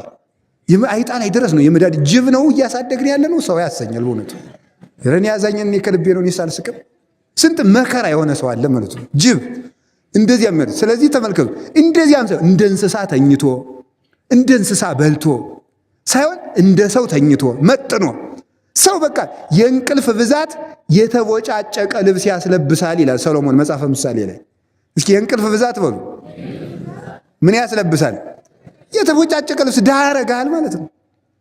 በምስጢር ሲተረጎም ግን ከክርስቶስ ልብስነት ይለያል ማለት ነው። መስራት አለብህ። እጅህን እግር አድርግ። ፈላስፋው የተናገረውን ነግሬያችሁ ከሆነ እንዳልደግሞ ዘላለም እንደምትኖር ስራ፣ ዛሬ እንደምትሞት ተዘጋጅ። እስኪ ዘላለም እንደምትኖር ስራ በሉ። እሺ ስትሰራ ምን መስለ ስራ ነው? ዘላለማዊ ኗሪ መስለ ስራ ነው። ዘላለማዊ ኗሪ መስለ ሌት ተቀን ስራ። ስትዘጋጅ ለነፍስ ደግሞ ዛሬ ሞታለሁ እያልክ ትናንትም ዛሬ ሞታለሁ፣ ዛሬም ዛሬ ሞታለሁ፣ ነገም ዛሬ። ለንስሐ ሲሆን ዛሬ ሞታለሁ በል። ለስራ ሲሆን ዘላለማዊ መስለ ስራ ነው። አባቶቻችን እኮ ዘላለማዊ መስለው ስለሰሩ ነው ይህን ቤተክርስቲያን ያቆይን ማለት። ይሄ ህንፃ ዛሬ ጎንደር የፋሲል ሀገር ተብሎ በዘፈን በመጽሐፍ የሚተረክለት እኮ ዘላለማዊ መስለው ሰርተው ዘላለማዊ ስራ ቆይተውን ነው። ዛሬ እንደሚኖር ተዘጋጅ ብለው እንደሚለው ሃይማኖታቸውን ጠበቁ። ዘላለም እንደሚኖር ስራ ስለተባሉ ደግሞ ቋሚ ስራ ሰሩ። እሱን አድርጎ ሰው የሰው ልጅ መኖር አለበት። ስለዚህ በጆሮ መስራት አለበት፣ በአይኑ መስራት አለበት። መጽሐፍ በማገላበጥ ሰው በእግሩ ይሰራል፣ በብዙ ነገር ይሰራል ሰው እና እንደው ምን ሰራው ብላችሁ በየቀኑ ተንኮል ከምትፈጥሩ ስራ ፍጠሩ። ይህን ማድረግ ነው። ተመልከቱ። አላችሁ የላችሁም? አላችሁ። እግዚአብሔር ከሁላችን ጋር ይሁን። በነገራችሁ ላይ እንደ ሰው ሲመነኩስ 3 ትእዛዝ ነው የሚታዘዘው። መነኩሴ ለመሆን 3 መመሪያ ነው። መጽሐፍ ማንበብ፣ ተግባረ እድ፣ ጸሎት። በቃ የመነኩሴ ስራ 3 ነው። የመነኩሴ ስራ 3 ነው። ቀኑን ከ4 ይከፍለዋል፣ ከ3 ይከፍለዋል። 4 ሰዓት ይደርሰዋል። 4 ሰዓት ለጸሎት፣ 4 ሰዓት ለንባብ፣ 4 ሰዓት ለስራ፣ 4 ለጸሎት፣ እሺ 4 ለንባብ፣ እሺ 4 ለስራ። ለምን? የምእመናን ዕዳ እንዳይሆን ይላል። የምእመናን ዕዳ እንዳይሆን። ምእመናን ምን ይሆናል? ዕዳ ይሆንባቸዋል፣ ይሸማቀቃሉ። ምን ያደርጋሉ? ተመልከቱ። ለጸልዩልኝ እንዳይሉ፣ አስተምሩኝ ምከሩኝ እንዳይሉ ምን ይዤ ከቄሴ ከአባ ፊት እሄዳለሁ እያሉ ዕዳ ሁኖ አሰቅቆ ከቤተ ክርስቲያን ያጠፋቸዋልና፣ ወይም ደግሞ ይዘርፋቸዋል። ከሽፍታ ይልቅ ወይባ የለበሰ መነኩሴን ፍራ ይላል መጽሐፍ። ከሽፍታ ይልቅ ማንን ፍራ ነው የሚለው? ወይባ የለበሰን ምን ፍራ? መነኩሴን ፍራ ይላል። እንደዚህ ቢጫ ያደረገ ማለት ይሄ እንደዚህ ቢጫ የለበሰውን መፍራት ነው፣ እኔን ማለት ነው። ለምን ሲባል ሽፍታ ያለበት ይታወቃል አይደል? ሽፍትነቱም ይታወቃል። በዚህ አካባቢ አንድም አባ ግን ጻድቅ መስሎ ስለሆነ የሚቀርበው መስረቁ አይታወቅበትም ማለት ነው። ደግ መስሎ ያኛው ልብሱም የታወቀ ነው፣ ጫካውም የታወቀ ነው። በዚያች አካባቢ ያለ ምህር ነው። አባ ግን ስለማይታወቅበት ሊዘርፍ ይችላል ብሎ ይናገራል። ተመልከቱ ማለት ነው። ስለዚህ ከሽፍታ ይልቅ መነኩሴን ፍራ ይላል። ያ እንዳይሆን በዚያ ላይ ደግሞ ይላል ለነሱ አድርባይ ይሆናል ይላል። አድርባይ ይሆናል ሲናዘዙለት ይኸው ባለፈው እንደነገርኳቸው አይ ቀላል ነው እናቴ ገብረ ማርያም ገብረ ስላሴ ቀላል ወደ ተማሪ ቀላል ነው። ስንት ከባድ ኃጢአት አለ መሰለሽ? 50 ብር ስለሰጠችው ነው እንጂ ኃጢአቱ ከባድ ነው። ግን እንደዚያ እያደረገ እያቃለለ ምዕመናንን ሳይገስጻቸው በገንዘባቸው ይፈራቸዋል፣ ይገዙታል፣ እውነት አይናገራቸውም። ይህ እንዳይሆን ሰርቶ መብላት አለበት። የእጁን ስራ ከምዕመናን ዕዳ ተላቆ ሰርቶ ምን ይላል? ሰኔል ሰርቶ ጽፎ ደጉሶ ይላል። ተመልከቱ። ጽፎ ደጉሶ ሰሌን ታቶ ያችን ሽጦ መብላት አለበት። እንዴ ቅዱስ ዮሐንስ አፂር እንዴት ያደርግ እንደነበር ታውቃላችኋል? መላእክትን እነ ቅዱስ ሚካኤል ለምስጋና ሲወጡ ሲወርዱ ለማየት ለዚያ ማዕረግ ደርሶ ምዕመናን እኔ እንዲህ ያለው ጸሎተኛ ነኝ አምጡልኝ አልነበረም የሚለው። መላእክትን ከማየት ደረጃ ደርሶ ቅርጫት ሰርቶ ያችን ሽጦ ነበር የሚበላ። ገበያ የቅርጫቱን ይሰራና ሽጦ ይሄዳል። ቆይ አንድ ጥያቄ ልጠይቃችሁ። አሁን እኔ ቅርጫት ገበያው ብታገኝ አስቁብኝም? አስቁም ትሰቃላችሁ እንዴ? በደንብ ነው እንጂ ደግሞ ብለው ቋቡን መነገጃ አረጉት አይደለም የምትሉ እናውቃችኋል። ለስድብ ማን ይሆናችኋል? ጽድቅ አሰሩብ እንጂ ማለት እና ተመልከቱ፣ ያችን ሰርቶ ነው የሚበላው። እና አንድ ቀን እንዲያው ኋላ አንድ ቀን ቅርጫት ስንት ነው ሰውዬ አለው። ሚካኤልኑ የአቢ ወሚመ ገብርኤል፣ ሚካኤል ነው ገብርኤል ነው የሚበልጥ ይላል። ሚካኤልና ገብርኤልና ገበያው መሃሉ ነው እያየ እኮ ነው። ዛላ ሰውዬ ዋጋ ነገር አልኩ አብዳሃል እንዴ? ሚካኤልኑ የአቢ ወሚመ ገብርኤል አተዋጋው ስትለምል አይሰማም። ይህ ሰውዬ አብዷል። ቀኑ ሙሉ ሚካኤልን የአቢ ወሚመ ገብርኤል ቀኑ ሙሉ አልሸጥለት ብሎ ቤቱን መጥ። ለምን? ቅዱስ ሚካኤልና ቅዱስ ገብርኤልን ለማየት ደርሶ እንኳን ሰርቶ ነበር የሚበላ። አሁን እኛ ገና እንዲያው አይጣ ላይ ደረስ እኮ ነው። ገና የዕለት ውዳሴ ማርያም አሟልተን ሳደግም ሰው ቁጭ አድርጎ እንዲያበላ እንፈልጋለን። ሰው ቁጭ አድርጎ እንዲያበላ መስራት አለበት። ለዚህ ነበር ቅዱስ ጳውሎስ ከማናችሁም ዕዳ የለብኝም አላቸው። ከማናችሁም ዕዳ የለብኝም። ምክንያቱም ለምንድን ነው እንደዚያ የሚላቸው ቢሉ አሁን እኮ ጳውሎስ ተግቶ ሌት ተቀን የሚያስተምረን ብር እንድንሰጠው ነው እንዳይሉት እኮ ነው። ብር እንድንሰጠው እኮ ነው እንዲህ አድርጎ ሌት ተቀን የሚያስተምረን እንዳይሉት የማናችሁም ዕዳ የለብኝም፣ ድንኳን ሰፍቼ ያችን ሽጬ እበላለሁ። ቅዱስ ጳውሎስን ያህል ሰባኪ፣ ቅዱስ ጳውሎስን ያህል መምህር፣ በጨርቁ ጫፍ ድውይ የሚፈውስ ሙት የሚያነሳው ቅዱስ ጳውሎስ ከመላእክት ጋር ተነጋግሮ እስከ 3ኛው ማዕረግ አድርጎ የመጣው ቅዱስ ጳውሎስ ቀን ሲሰብክ ይውላል፣ ማታ ድንኳን ሲሰፋ ያድራል። ያችን ሽጦ ነበር የሚበላ ማለት።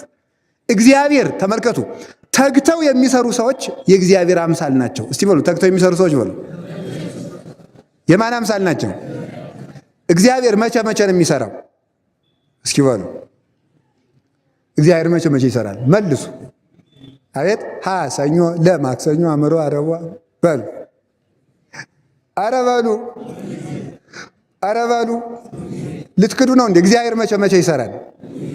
እኛሳ መቼ እንስራ? አቡዬ እስከ ይዜ ይገብር ዋነሂ እገብር ከማሁ። አባቴ እስከ ዛሬ ይሰራል እኔም እስከ ዛሬ ይሰራለሁ። በሉ ሁላችሁ አባቴ እስከ ዛሬ ይሰራል እኔም እስከ ዛሬ። ማን ነው ያለ እንደዚህ? ጌታችን ኢየሱስ ክርስቶስ እኮ ነው። ዮሐንስ ወንጌል ምዕራፍ 5 ቁጥር 20 ላይ ታገኙታላችሁ። አንተ በሰንበት ትፈውሳለህ አሉት። ሰንበትን ማን ፈጠረውና? አባቴም እስከ ዛሬ ይፈውሳል፣ እኔም እንደሱ በሱ አምሳል በሱ መልክ የምተካከለው በባህሪ የምተካከለው በመልክ የምመስለው ነኝና እኔም ሁልጊዜ እፈውሳለሁ እፈጥራለሁ። ምክንያቱም ተመልከቱ ምንን ያመላልሳል? አሁን ተመልከቱ፣ ፀሐይን ያወጣል፣ ብርሃናትን ያመላልሳል፣ ሕፃናትን በማይፀን ይስላል፣ እኛን አስተኝቶ ያስነሳል። ተመልከቱ፣ አውሎ ያሳድራል፣ ነፋሳትን ያነፍሳል፣ ብርሃናቱ ይመላለሳሉ፣ ቀላያት ይፈሳሉ፣ ፍጥረት በሰላም ውሎ ያድራል። እግዚአብሔር እስከ ዛሬ ይሰራል። እግዚአብሔርን ሁልጊዜ የሚሰሩ ሰዎች እግዚአብሔርን ይመስላሉ። ተኝተው የሚያድሩ ተኝተው የሚወሉ የሰው ጥገኛ ጉልበት እያላቸው የሆኑ ሰዎች ግን የማን ናቸው? የእግዚአብሔር አምሳል አይደሉም። እንዲያረ እንስሳትም ይሰራሉ። አንተ ሞኝ ይላል፣ ከጉንዳን ተማር ይላል መጽሐፍ። ከምን ተማር ይላል? ከገብረ ጉንዳን ተማር አለ። ከገብረ ጉንዳን ተማር። አንደኛ ጉንዳን እንዲያው ብልሃቷ፣ አንደኛ ሳሰራ አታወራም። ጉንዳን የምትፎክር ሰርታ ነው። ሁለተኛ ደግሞ የክረምት ምግቧን መቼ ታከማቻለች? በጋ። እና ቅዱስ ዮሐንስ አፈወርቅ አንተ ሰነፍ፣ አንተ ኃጢአተኛ ዮሐንስ አፈወርቅ ለምን ትሰድበኛለህ? ለምን ትገስጸኛለህ? ትለኝ እንደሆነ እግዚአብሔር እንኳን እኔን ጉንዳንን መምህር አድርጎ ሾሞብሃል። ምንን መምህር አድርጎብሃል አለ? ጉንዳንን። ከጉንዳን ተማር ብሎ መጽሐፍ ቅዱስ ላይ ስለጻፈ ለአንተ እንኳን እኔ ጉንዳንም ታስተምርሃለች ብሎ ቅዱስ ዮሐንስ አፈወርቅ ይናገራል። ጉንዳንን አንደኛ ብልሃትን፣ ሁለተኛ ደግሞ ሰርታ ነው የምትናገር ያልኳቸው። ያው ባለፈው የተነጋገርነው ጉንዳን እግር ላይ ሳለ አይበላም። የት ላይ ነው የሚበላው? ጭንቅላት ላይ ሲወጣ ነው። ከተንቀሳቀስክ ግን እግር ላይም ቢሆን አይለቅም። ዝም ብላችሁ ቆማችሁ ግን ጉንዳን የሚባላ ግንባር ላይ ሲደርስ ነው። ልቡ አይደንቃችሁም? አንስቶ ሊወስድ እኮ ነው። ግንባር ላይ ሲደርስ የሚበላ ይዞ ሊሄድ ነው ማለት ነው።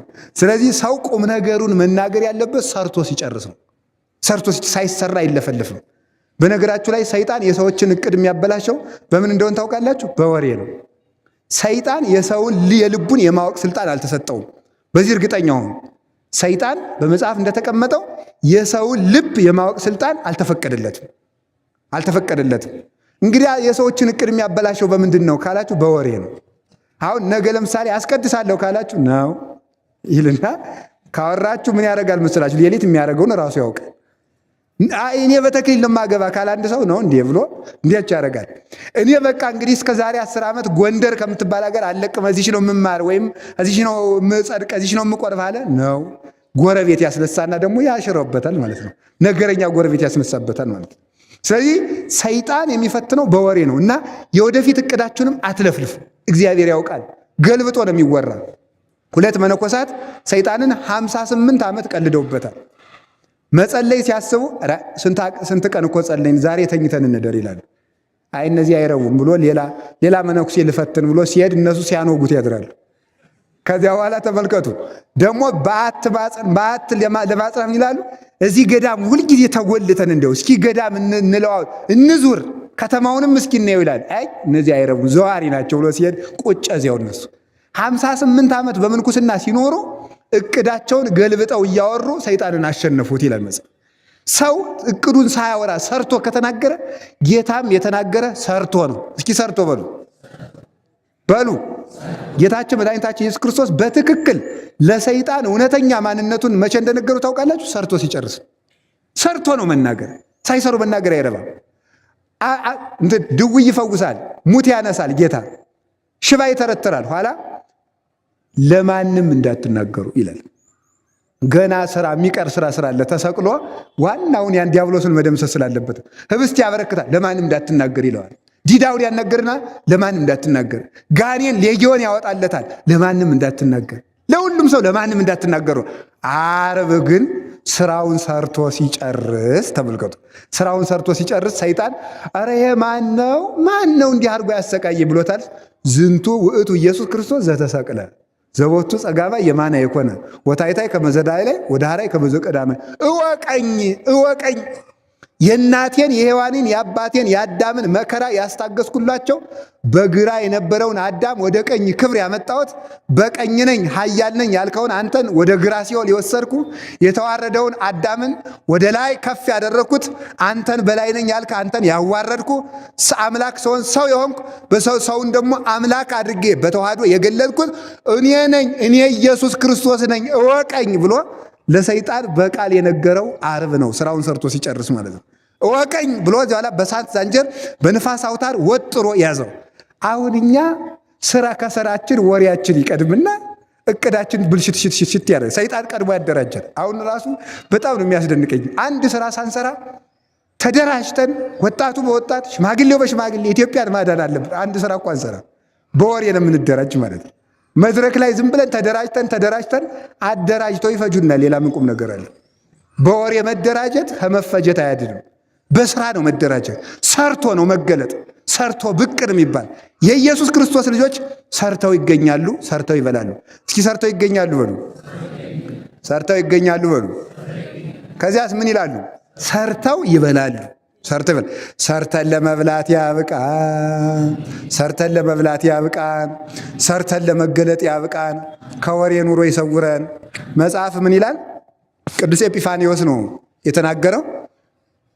ዝናው ከስራው የበለጠበት ሰው እሱ ወራዳ ነው ይላል። ዝናው ከምኑ የበለጠበት ሰው?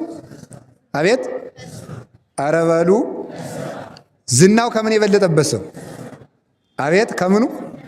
ከስራው። እኛም ሀገራችን ጎንደርን ከማዋረድ ይሰውረን። ሀገራችን እንኳን በሰማይ በመንግስተ ሰማያት ነው። አሁን ስላለንበት አገር ይባላል። ስለዚህ ተመልከቱ፣ ዝናው ከስራው መብለጥ ማለት ጎንደርን እንደ ጎንደር ያላስገኘ ሰው ወራዳ ነው በእውነቱ ማለት። ሌብነት፣ ዘፋኝነት፣ ጭፈራ፣ መቅለጥ። እኔ ይገርመኛል አንዳንድ እኔ እንቅጩን ነው የምናገር። እንግዲህ እንዴት ይሆናል ብላችሁ ቢከፋችሁ ባይከፋችሁ ምንድን ነው ጥምቀትን በጎንደር ተብሏል አይደል? አሁን ጥምቀትን በጎንደር ተብሎ ግን የጥምቀት ምንድን ነው ያለ? ጭፈራ፣ ዓለም ማቅለጥ፣ ዘፈና። ጥምቀትን በጥምቀት መላእክት ዘመሩ ይባላል እንጂ ተዘፈነ ይባላል? መደለቅ፣ ቀን ታቦት ሲያደራጁ መዋል። አሁን ደግሞ ወጣቱ ነው ዋና የቤተ ክህነት ስራ አስኪያጅ መስሎ የሚውለው። የወደደውን አባ ተሰለፍ ይላል፣ ያየውን ይውጡጡጡ ጠቧል። ወይ መከራ ይናል። በአባታችን ቤት መኖሪያ ታሳጡን። እንዲያው ቆይ ድረስ እኮ መንገዱን የሚመሩት እነሱ ናቸው።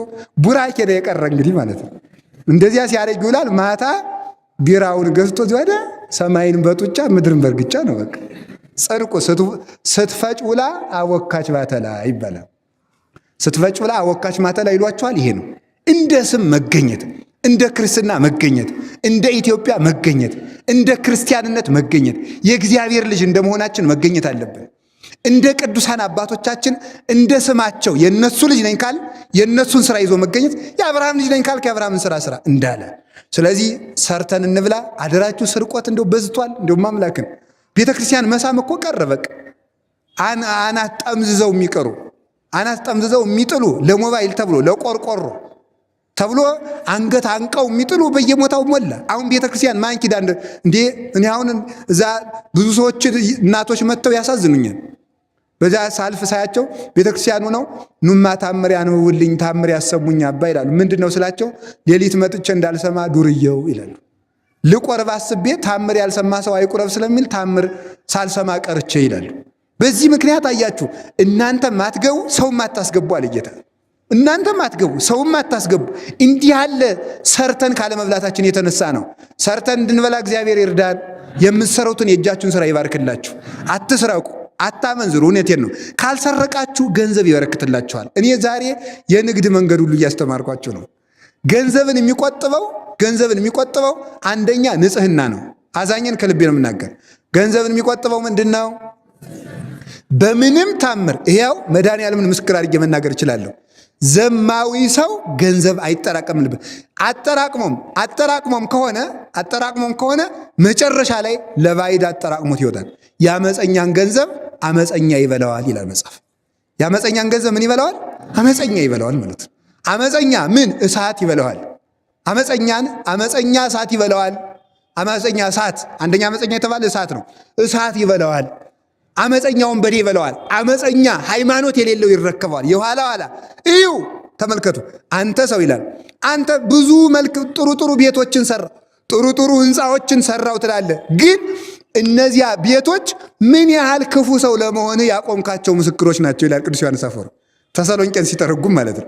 እነዚያ ቤቶች ምን ያህል ክፉ ሰው እንደነበርክ ምስክሮች ናቸው። አንደኛ ድሃ ስታስጨንቅ ለመኖርህ ምስክር ነው። ሁለተኛ ለምን ቀምተህ ነው፣ ዘርፈህ ነው፣ አጭበርብረህ ነው።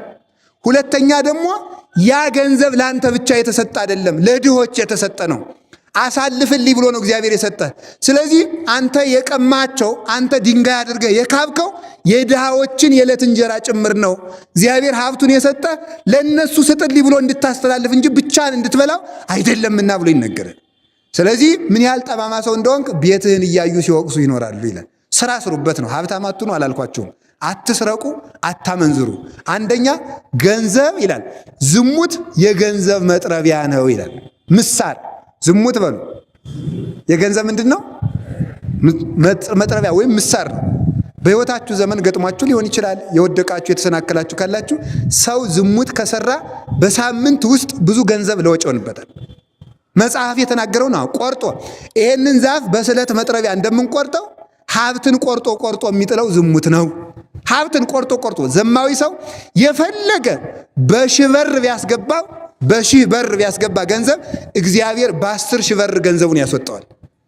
ዘማዊ ሰው ሌባ፣ አጭበርባሪ የእግዚአብሔርን አስራት የቀማ አንዳንድ ጊዜ ደግሞ አስራት የማናወጣበት ለቤተ ክርስቲያን የማንሰጥበት ለድሃ የማንሰጥበት የወደፊት እቅዶቻችን እንዳይበላሹ በማሰብ ነው። ግን እውነት እንዳይመስላችሁ ትንሽ ገንዘብ ብትኖራችሁ እሷን ለቤተ ክርስቲያን 50 ሳንቲም አግኝተህ 10ሯን ሳንቲም ይቅርታ ተመልከቱ፣ 1 ብር ያገኘ ሰው 10ሯን ሳንቲም ለእግዚአብሔር ከሰጠ በእርግጠኝነት ንግድ ነው። እውነት የምናገራችሁ እኔ ለየትኛውም ቤተክርስቲያን ልቀሰቅስ ምናምን አይደለም። የገንዘብ መሰብሰቢያ መንገዱ አስራትን ተቆጣጥሮ ማውጣት ነው። የፈለገ ለነገሩ ለድሃ አይከብደውም አስራት ማውጣት። ለማን ነው የሚከብደው? አቤት አሁን 10 ብር ያለው ሰው 1 ብር አውጣ ብለው ይከብደዋል? ያወጣ። ግን 10 ሚሊዮን ብር ላለው ሰው 1 ሚሊዮን ብር አስራት አውጣ ይባል ይችላል? አይወጣ። በያችሁ ይኸውልህ ጌታ ለዚህ ነበረ ግመል በመርፌ ቀዳዳ ማለፍ ከባድ እንደሆነ ሀብታምም ወደ መንግሥተ ሰማያት አይገባም። ግመሉ ለምን አያልፍም? ሻኛው አላሳልፈው ብሎ ውፍረቱ አላሳልፈው ብሎ። ሀብታም ለምን አይጸድቅም ቢባል ሀብታምነት ኃጢአት ነው ማለት ሳይሆን ሀብቱ አላጸድቀው ይላል። እሱን ተቆጣጥሮ ከፍተኛ የሆነ ገንዘብ ሲሆንበት ይሄን እንኳን ይበዛል ይላል። ተመልከቱ ይበዛል ብሎ በዚያ ምክንያት ገንዘቡን ወየሐድጉ ለባዕድ ብኢሎሙ ቅዱስ ዳዊት ገንዘባቸውን ለማያውቁት ያጠራቅማሉ። እስኪ ለማያውቁት በሉ። ምን አላችሁኝ? ለማያውቁት አላያችሁም እንዴ? ብዙ ሰዎች እኮ በሕይወታችን ዘመን እኮ አይተናል። ተራራ ያህል ገንዘብ ሸክፈው በሰው ደም ገንዘብ አጠራቅመው እንደ ሞተ የውሻ ሬሳ ታፍነው ሲታሰሩ ታያላችሁ አይደለም? ይሄው እኮ ነው ትርፉ ማለት ነው። አውቀንበት ሰርተን የእጃችን ፍሬ ብቻ መብላት አለብን። እንዲያውም ይገርማችኋል፣ የተሰረቀ ገንዘብ ቤተክርስቲያን መምጣት አይደለበትም። ሰው ሰርቆ ለሆዱ እንዳይበላ ብቻ አይደለም የተከለከለው፣ ሰርቆ ቤተክርስቲያን እንዳያመጣም ይከለከላል። የተሰረቀ ገንዘብ፣ የጠንቋይ ገንዘብ፣ የዘራፊ ገንዘብ፣ የወንበዴ ገንዘብ ቤተክርስቲያን ስለት ሆኖ መግባት የለበትም። አንዳንድ ሰው አለ፣ አሁን ብዙ ሰው ሰምታችሁ አታውቅም? 100,000 ብር ሰርቆ 10,000 ብር ለቤተክርስቲያን ሰጥቶ አቶ ገሌ ይባላል። 90 አለ እሱ 10 ለእግዚአብሔር ነው። እግዚአብሔርና ሌባ እኩል አይበሉም። እግዚአብሔር ከሌባ ጋር ተካፍሎ የሚበላ የሌባ ወዳጅ አይደለም። በፍጹም አይፈልግም እግዚአብሔር። እንዲህ ያለ ገንዘብ መምጣት የለበትም በእግዚአብሔር። ምን አለ ቅዱስ ጳውሎስ? ልብ በሉ እግዚአብሔር አይዘበትበትም ብሏል። እስቲ እግዚአብሔር አይዘበትበትም በሉ። እንዲህ እግዚአብሔርን አንተ ሰርቀ የእሱን ፍጥረት አስጨንቀ ቀምተ አምጥተ 10,000 ብር አምጥተ እንደ ዳኛ ልትደልለው ነው እንዴ? እግዚአብሔር እንዲህ ያለ እንዲያው ለወደፊቱም እንዳታመጡት ንስሐ ገብታችሁ የቀማችሁን። እንዲያውም በነገራችሁ ላይ መልካም አስተውሶኛል እግዚአብሔር በእውነት ምንድን ነው የሚለው?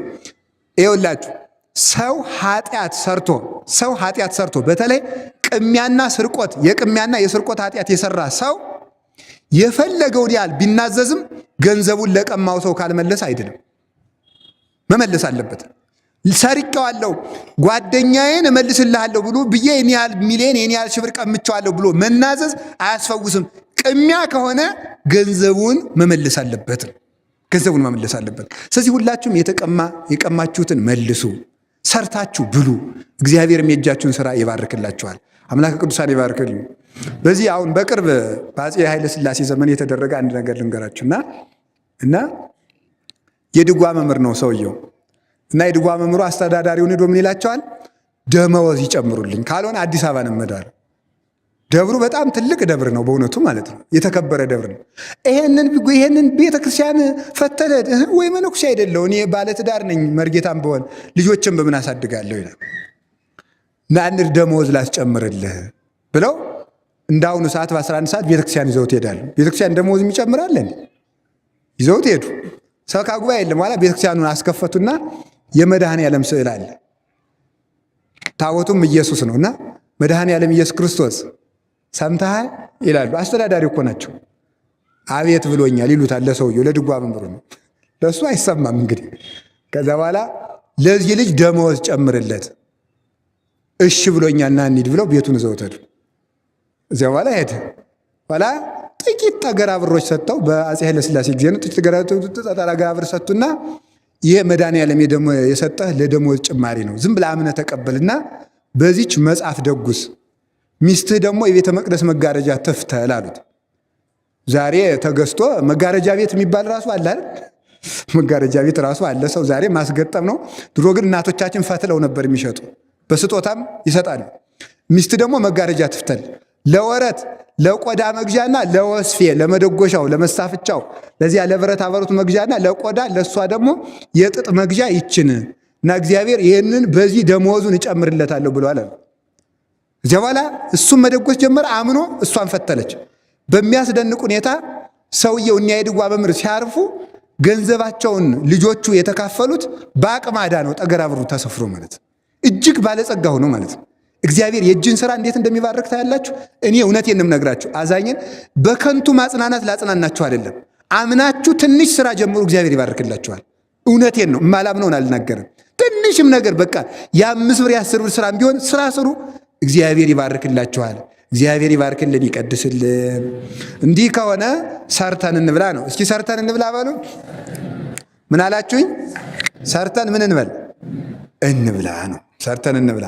አሁን ይህን እናቆየውና ስለ መብል ይህን ያህል አወጋን እና ደግሞ ተመልከቱ፣ ሰው ሲበላም እርቦት መብላት አለበት፣ መጾም አለባቸው። ቅዱስ ዮሐንስ አፈወርቅ ይላል ምግብ አልጣፍጠኝ ብሎ ትለኝ ይሆናል፣ ምግብ የማይጣፍጥ ሳይርብህ እየበላ ሆኖ ይላል። ስለዚህ ምግቡ ስለማይጣፍጥ ሳይሆን ሳይርብህ እየበላ ስለሆነ ረሃብም ማወቅ ይጠበቅብናልና የትንሣኤ ላስነሳቸው ሰዎች ጌታችን ኢየሱስ ክርስቶስ ምግብ ነው የሚያዝዘው። እግዚአብሔር እህል አይንሳን፣ እህል አይንሳን፣ ለሀገራችንም እህል ይስጥልን። እንግዲህ ስለ መብል ይህን ያህል ተነጋግረናል። አሁን ይህ ከንስሐ ጋር ምን ያገናኘዋል? ትምህርቱ ንስሐ ነው ወይስ እንጀራ ብሉ ነው ልትሉ ትችላላችሁ። ይገናኛል። አያችሁ፣ በሚገናኝበት። ስለዚህ ጌታችን ኢየሱስ ክርስቶስ ርዕሳችን ምንድን ነው? ዛሬ ያነሳ ነው በላይዟችሁ የምትበላውን ስጧት ነው። በሚገባ ሰው መብላት በሚገባው ጊዜ መብላት አለበት። በነገራችሁ ላይ ቁርስ ለክርስቲያን የለውም። መጽሐፍ ቅዱስ ላይ ተፈልጎ የማይገኝ ቁርስ ነው። ምሳ አለ፣ እራት አለ፣ ቁርስ ግን የለም። ስለዚህ ክርስቲያን ምንም ቢሆን የፈለገ ጥርና ሐምሌ ቢሆን እንኳን ከ4 ሰዓት ከ5 ሰዓት ከ6 ሰዓት በፊት መብላት የለበትም። ለምን? በረከት ሊያልፈን ይችላል። በረከት ይዞ የሚመጣ ባይታዊ ቢያገኘን እንካ ልጅ ጸበል ጠጣ፣ እንካ ይችን ህብስት ብላትና እውቀት ይገለጥላል ቢለን አይ ጉድ ማልዳ በልቼ ልንል እንችላለንና ክርስቲያን ማልዶ አይበላም። የፈለገ ቢሆን ቆይቶ ረፈድ ብሎ ነው የሚበላው፣ በረከት እንዳያልፈን ማና ሁልጊዜም እርቧችሁ ሁሉ ጾማችሁን ውላችሁ እንዲሁ ቢቻል ማንኛውም ክርስቲያን እስከ 6 ሰዓት እስከ 7 ሰዓት ብሉት ቢሆን ቢቆይ ችግር የለውም። ቅዳሜ በተለይ እሁድ ብቻ ነው የማይቻለው እንጂ ቅዳሜ በተለይ እስከ 6 ሰዓት እስከ 7 ሰዓት እንድንቆይ መጽሐፍ ይፈቅዳል። መጽሐፍ ሃይማኖተ አበው ላይ ተቅመ እስከ 6 እስከ 7 ቢቆይ አንድ ሰው ችግር የለበትም ማለት ነው። አላችሁ የላችሁም? እግዚአብሔር ከሁላችን ጋር ይሁን። ስለዚህ በረከት እንዳያልፈን ብዙ ህብስት የያዙ በረከት የያዙ ጸበል ይዘው የሚኖሩ ስውራንን ልናገኝ እንችላለን። በረከት እንዳያልፈን ሁልጊዜ ጾመን ላበላላችን መጠን ይኖረው። ማታም እንዲሁ መብልን ካነሳው ማላይቀር እንዲሁ ይነሳ ጥሩ ነው። ማታም በጊዜ እራት ብሉ። ማታ መጥኖ የሚበላ ሰው እንቅልፉ ጤና ነው ይላል። እንቅልፉ ምንድን ነው? ሰው አብዝቶ ሲበላ 2 ባህሪው ይበዛል። ምኑና? የውሃ ባህሪውና የእሳት ባህሪው ሰለጥናል።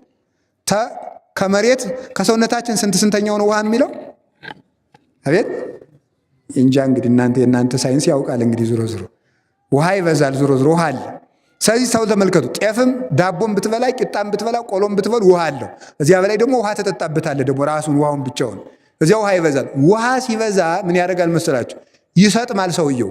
ከዚያ በኋላ ተመልከቱ ሰውነቱ በዚያ ሲሰጥም የሰውነቱ ኃይል አንደኛ ተመልከቱ ሕዋሳት መንቃት የሚችሉት ስራ ሳይበዛባቸው ሲቀር ነው ይላል። ተመልከቱ ቅዱስ ጎርጎርዮስ እንደሚለው አንድ ሰው ንቁ መሆን የሚችለው የሰውነት አካሎቹ ስራ ካልበዛባቸው ነው። ለምሳሌ የሰው ልጅ ከሚቀመጥና ከሚተኛ ምግቡ የሚፈጭ ምን ሲሆን ነው? ሲቀመጥ ነው ሲተኛ? አቤት ከሚንቀሳቀስና ከሚተኛ ሲተኛ ነው የሚፈጨው። በጣም የሚገርም ማለት ነው። እናንተ ይመስሏችኋል ተንቀሳቀስ እንዲያው የበላው እንዲጎድል እንቅስቃሴ አያጎልም። የሚያጎለው የበሉትን መተኛት ነው። ከዛ ስለዚህ ተመልከቱ ሰውየው አምሽቶ ሲበላ አምሽቶ ከበላ ምን ይሆናል መስላችሁ? አምሽቶ ሲበላ ውሃ ባህሪው ይሰጥማል። ያ ውሃ ባህሪው የእሳት ባህሪ ማለት የመሬት ባህሪውን ያከብደዋል፣ ያሰጥመዋል። ከዚያ በኋላ የእሳቱም የነፋሱ ሰው የሚነቃው በነፋስ ባህሪው ነው። በነገራችሁ ላይ በነፋስ ባህሪው ቀሊል ነፋስ ቀላል ነው። የነፋስ ባህሪው ነፍስ ንቁና ስጋዋን ለመቀስቀስ ያግዛታል። ከዛ የነፋስ ባህሪና የእሳት ባህሪን ያለው ወኔ የሚሰጠው ደግሞ ንቁ የሚያደርገው እንደተመልከቱ የተፋጀ ሆኖ በወኔ እንዲያስብ በጉልበት እንዲያስብ እንዲዘመር እንዲቆም እንዲሰግድ አቅም ደግሞ የሚሰጠው የእሳት ባህሪ ነው። የእሳት ባህሪንና የተመልከቱ የነፋስ ባህሪን ምን ያደርገው መሬት ባህሪና ውሃ ባህሪ ይጫኑታል። እዚያ በኋላ ይጫነውና ያንን ለማስወገድ ሕዋሳቱ ስራ ይበዛባቸዋል ማለት ነው።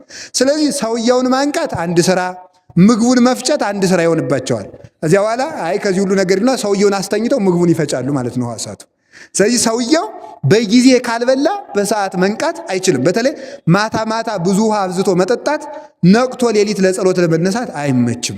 ስለዚህ መጥኖ መብላት እንቅልፉም ይሄ ባህር ሲከታችሁ ገደል ሲከታችሁ እንትና ጋር ሲያጋባችሁ የሚያድረው ሰይጣን ሁሉ የማታ ውሃ መጠጣትና ማታ መብላት ነው። ስለዚህ ሰው ሲጎርስም መጥኖ ሰው ዓይን የሚከፋ የለም ይላል ሲራክ መጽሐፈ ሲራክ ምዕራፍ 34 ላይ ሰው ዓይን የሚከፋ የለምና መጥነህ ብላ። ምግብ ሲቀርብልህ ምግቡ ምን ያህል ነው ብለህ አታጋን ይላል። ማለት ነው በስቶ ሲቀርብ እሳይ ዛሬ እንደ ሆዴ እስኪሞላ እበላለሁ አትበል።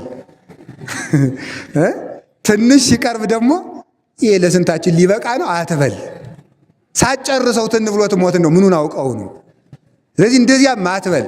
ስትበላ ምላስህን አታጩህ ይላል መጽሐፍ ቅዱስ እኮ ነው ማምላክ ምላሱን አያጮህም እንደሆነ አሁን አድርጌ ያላሳያችሁ ነገር ነውር ነው።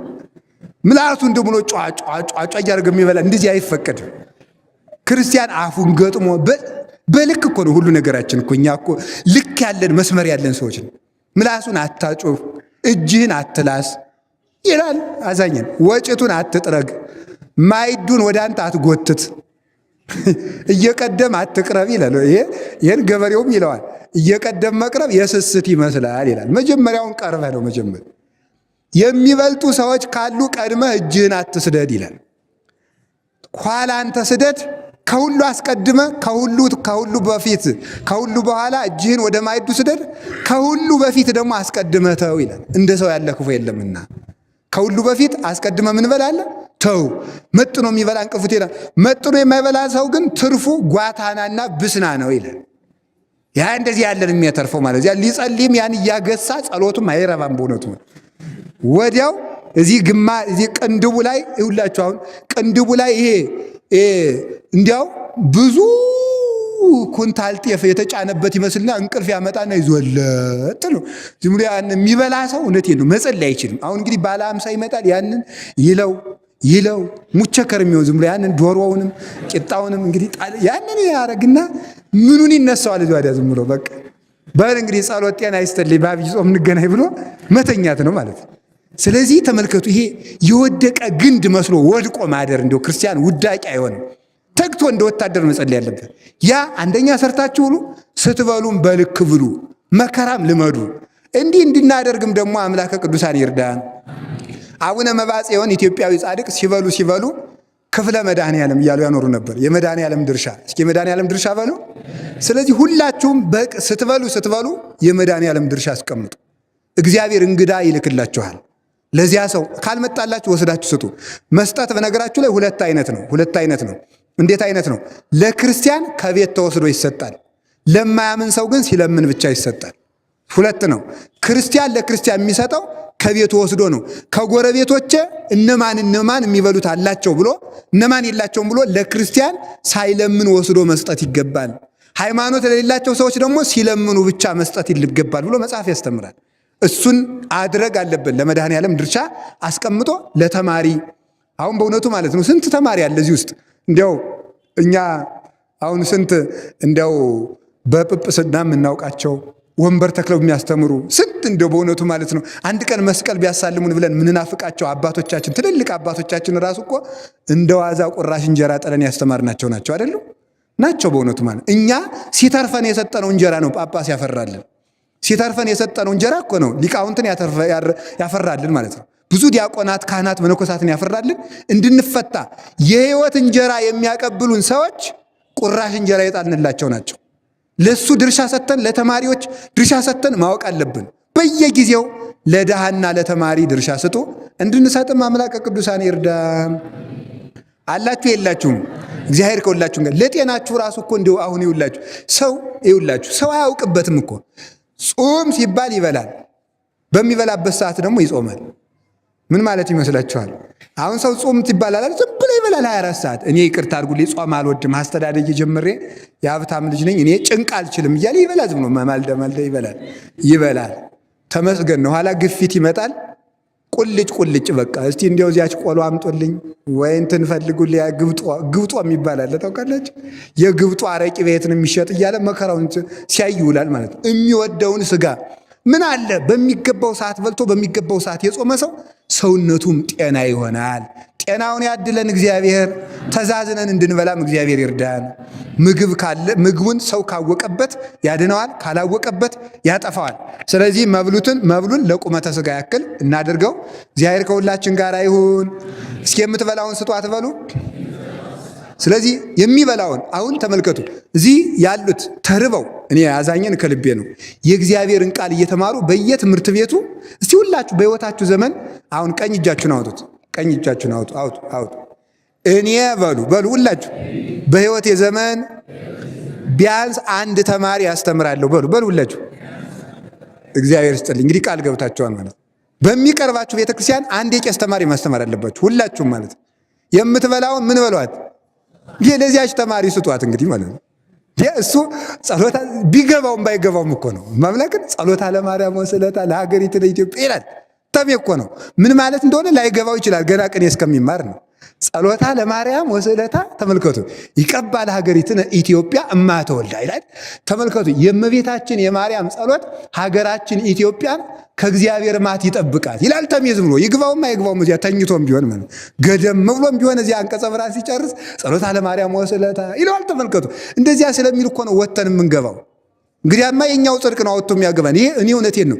ትክክለኛ ባይታዊ ማለት የቄስ ተማሪ ነው። ወላዲተ አምላክ ትክክለኛ ባይታዊ አይገባውማ፣ ባይታዊ ይገባዋል። አሁን መነኩሴና ባይታዊ ችግረኛ ነው። እኔ እንዲያውም 3 ቀን አሁን አሟልቼ ውዳሴ ማርያም ከደገምኩ በቅቻ ይሆን እንደ ድንገት ማለት ነው የምጀምረው ማለት ነው። መነኩሴ ችግሩ ይሄ ነው። ተመልከቱ 3 ቀን ዳዊት ከደገመ ዚዋዳ እንዲያው ወለተ ሥላሴ ህልም አይቼልሽ ነበር ማለት ይጀምራል።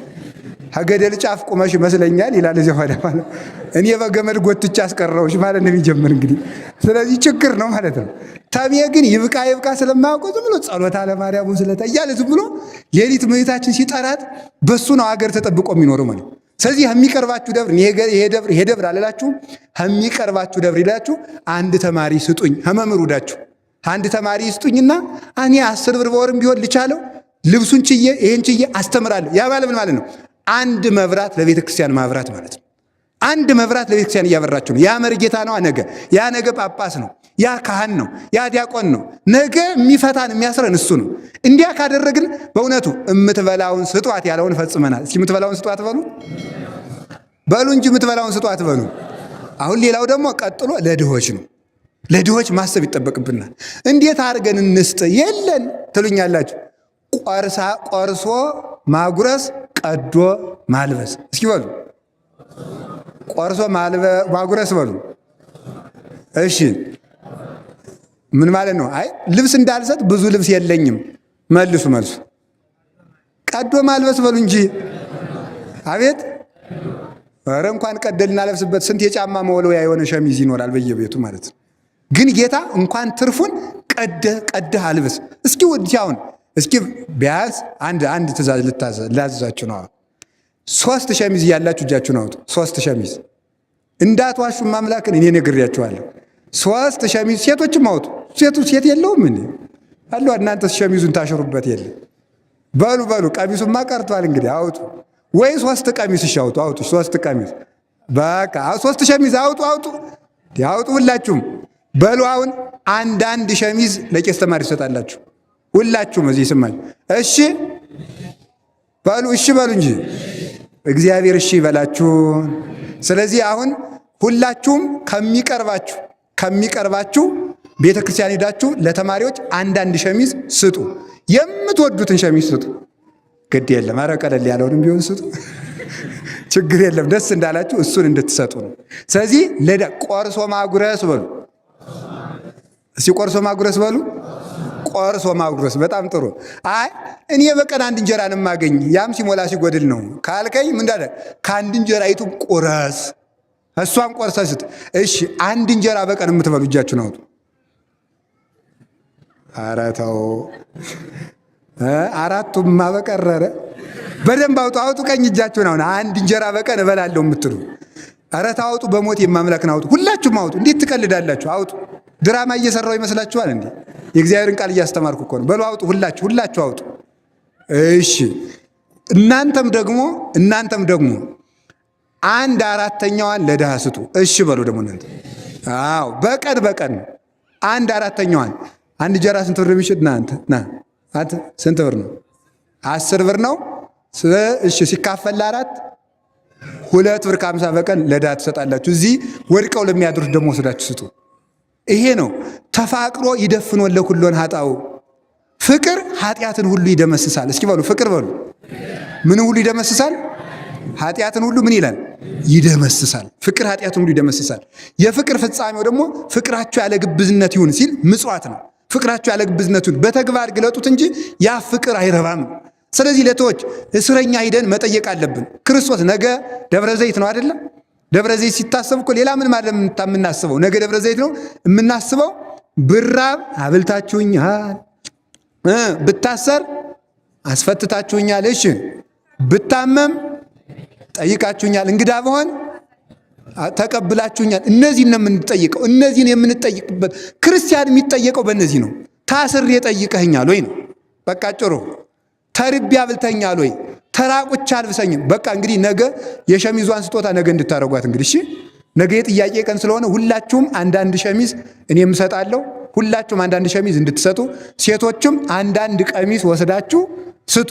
በእውነቱ ማለት ነው። ማረሚያ ቤትም ሂዱ ወይዚህ የተቸገሩት ለተማሪ እናንተ ለተማሪ አይሆንም ቀሚሱ ወስዳችሁ እዚህ ለተቸገሩት ስጧቸው። እግዚአብሔር ከሁላችን ጋር ይሁን። አይ ትምህርቴን ጨርሻለሁ አላልኩም። እግዚአብሔር ከሁላችን ጋር ይሁን ነው ያልኩኝ። ይሁን አሜን በሉ እንጂ እሱን ነው። ስለዚህ ቢኖረኝ ይሰጥ ነበር በሉ እስኪ አንድ ሁላችሁ። ያለህን ካልሰጠ ቢኖርህም አትሰጥም ይላል ዮሐንስ አፈወርቅ።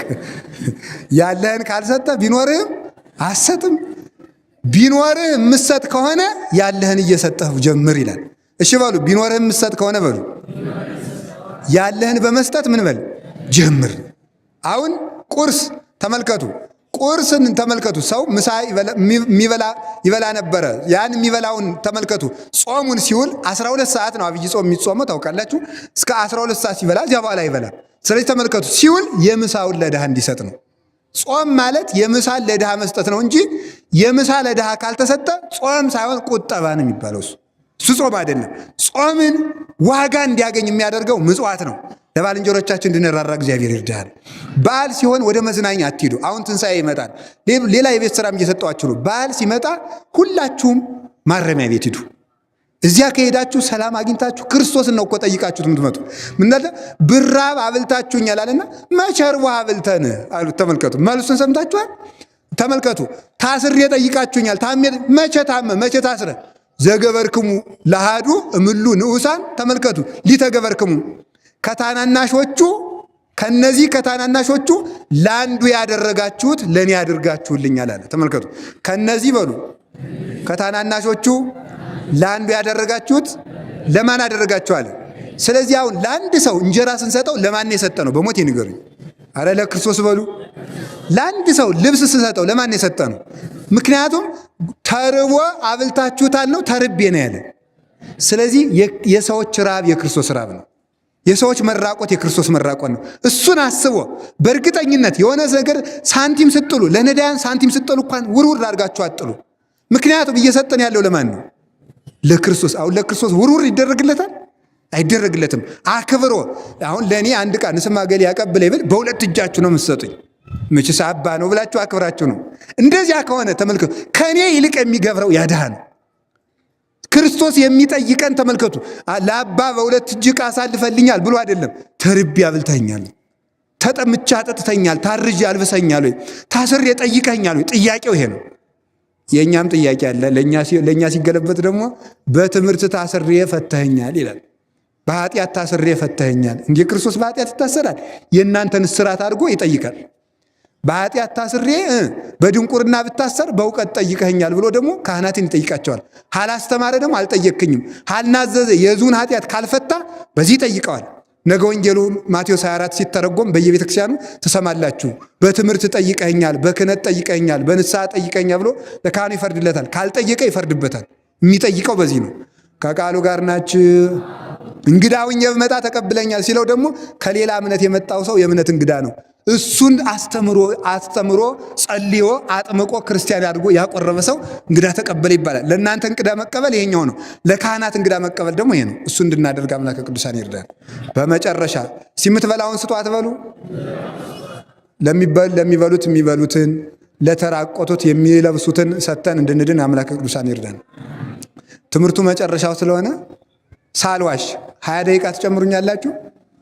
እንጨርሰው። በጣም ጥሩ። 20 ደቂቃ ነው የምጨምር። የምትሄዱ መሄድ ትችላላችሁ። ከ20 ደቂቃ በፊት የሚሄድ ካለ፣ ለዚያ በኋላ ግን አልጨምርም። ቶሎ ግን ልጨርሰው። እስኪ የምትበላውን ስጧት በሉ። የምትበላውን ምን በሏት? ስጧት። ለማን ስትሉ ጌታችን መድኃኒታችን ኢየሱስ ክርስቶስ እንግዲህ ከዕለቱ ርዕስ ጋር ላገናኝላችሁ ነው። ጌታችን መድኃኒታችን ኢየሱስ ክርስቶስ በመርከብ ተሳፍሮ ሲሄድ ተመልከቱ። ወመጻ ሀቤሁ አሃዱ መጋቤ ምኩራብ፣ የምኩራብ አለቃ የሆነ አንድ ሰው ወደ ጌታችን ወደ ኢየሱስ ክርስቶስ መጣ ይላል። ያ ሰው ምን አለ መሰላችሁ? መምህር አለው ጌታችን ኢየሱስ ክርስቶስን ነው። በስጋ ተገልጦ ሳለ ልጄ ታማ ከቤት ትውላለችና እሷን መጥተህ እጅህን ጭነህ አድንልኝ አለው። አድንልኝ ባለው ጊዜ ከዚያ በኋላ ጌታችን ኢየሱስ ክርስቶስ አይዞ ልጅህ አትሞትም ብሎት ነበረ። ትድንልሃለች እመን እንጂ አትፍራ ብሎት ነበረ። ይህንም ብሎት እንዳለ ሳሄድ መንገድ ላይ አንዲት ሰው መጣች። መሃል ላይ የእሱ ልጅ ገና ሳትድን ወደ እሱ ልጅ ሳሄድ ጌታ ምን መጣ? አንዲት ሰው መሃል ላይ ደግሞ መጣች። ይቺ ሰው ሁላችሁ ታሪኳን የምታውቋት 12 ዓመት ደም ሲፈሳት የነበረችው ሴት ናት። ይቺ ሴት እየሮጠች መጣች። ቅዱስ ኤፍሬም እንደሚገልጠው ብዙ ችግሮችን አልፋ ነው የመጣቸው። 12 ዓመት ሙሉ አቤት ተቀምጣ ደም ሲፈሳት የኖረች ናት እና በዚያ ሰውነቷ እንኳን ብትወጣ ሰው ይጸየፋታል። ማለፍ አትችልም በሰው መሃል ማለት ነው።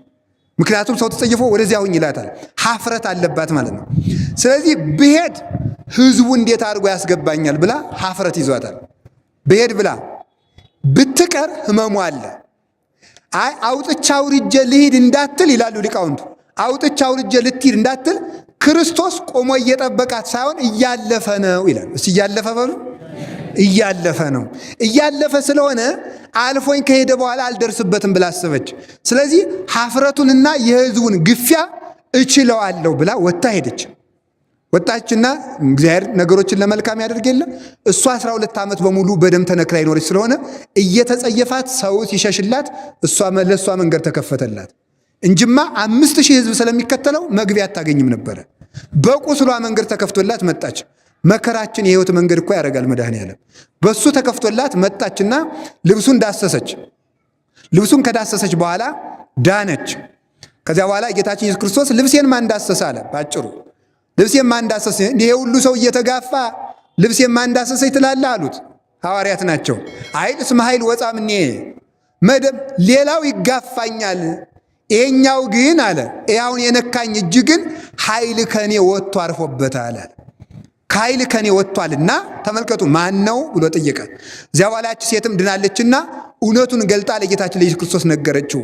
እሱም አመሰገናት። እምነቷን ገልጣ ድና ተመለሰች ይችላል።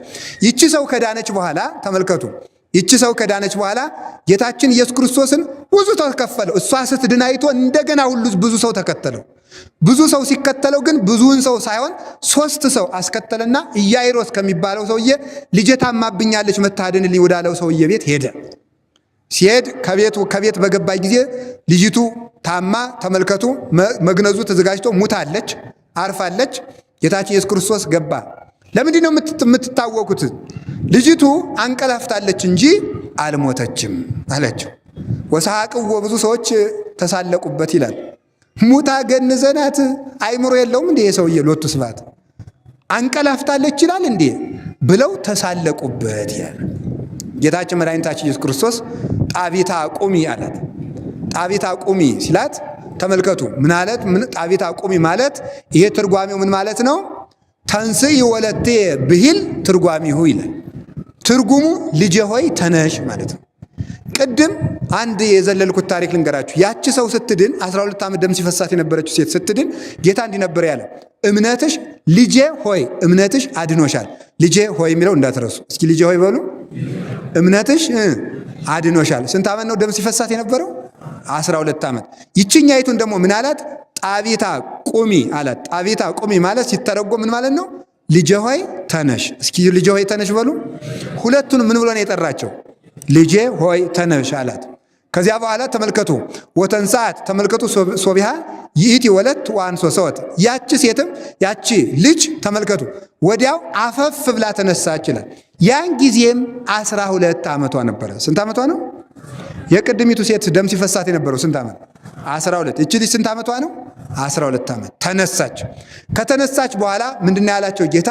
እንዲህ ያላቸው ተመልከቱ፣ ወገሰጾሙ ለአቡሃ ወለእማ ከመ ኢየአምር ዘንተ ወኢመኑሂ፣ ይህንን ነገር ለማንም እንዳትናገሩ ብሎ እናትና አባቷን ገሰጻቸው። ይችን ልጅ እንዳስነሳዋት ካለ በኋላ ምን አለመሰላችሁ? ሰው ሁሉ ያዳንቃል። ተመልኮ እኮና ብይ ድንጋጼ ሰው ሁሉ እንዲህ ይህ ሰውዬ ማን ነው?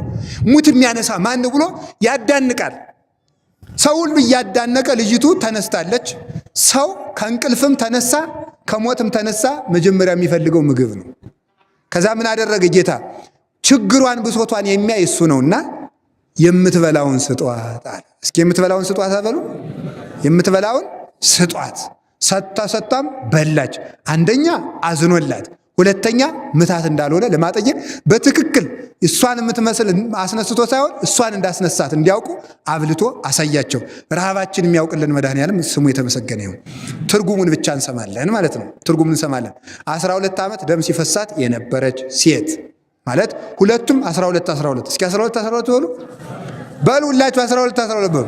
ይሄ ምን ማለት ነው? በሐዋርያት ሃይማኖት አምኖ የሚኖር ግን የኃጢአት በሽታ ያለበት ክርስቲያን ነው። ይሄ ማለት ይሄ ነው። የ12 ዓመት ደም ሲፈሳት የተባለው ተመልከቱ።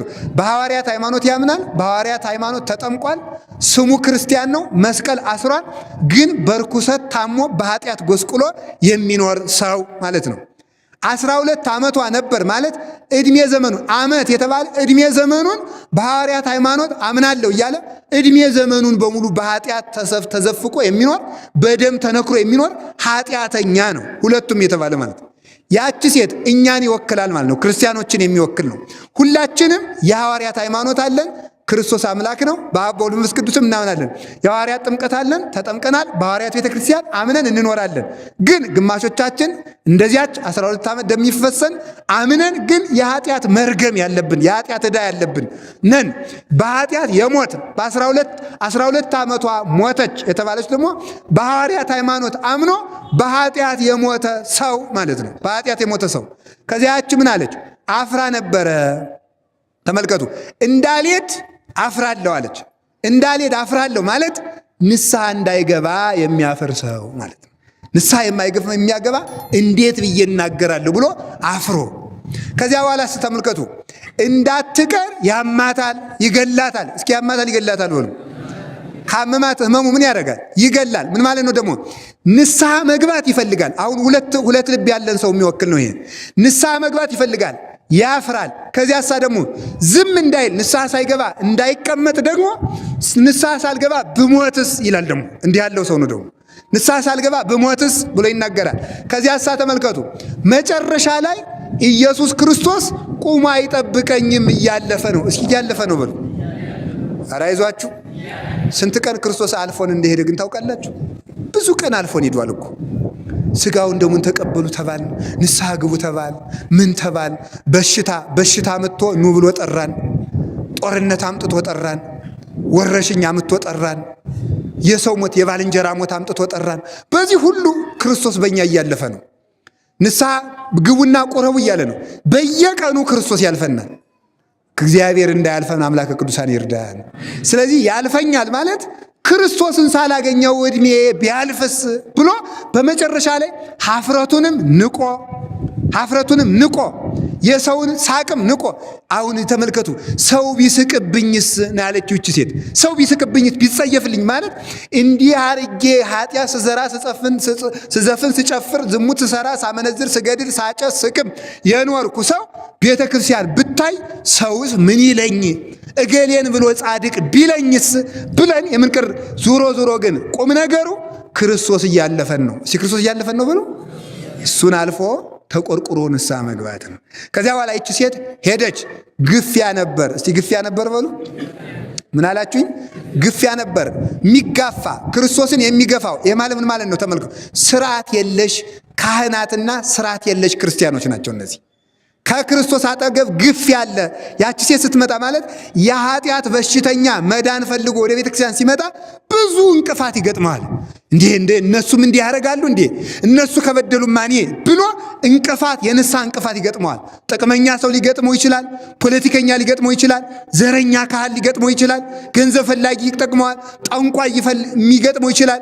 ይህንን ጸበል እንዳጠምቀ ይህን ያህል ክፈል፣ ስጋው ደግሞ መቀበል ከፈለክ ይህን ያህል ሽብር ክፈል የሚል ሰው፣ ንስሐ እንድሰጥ ይህን ክፈል የሚል መንፈስ ቅዱስን ይሁዳ ክርስቶስን ቢሸጥ ዛሬ ደግሞ መንፈስ ቅዱስን የሚሸጥ የሚጋፋ የተበጣበጠ የሚያሰናክል መሰናክል ይገጥመዋል።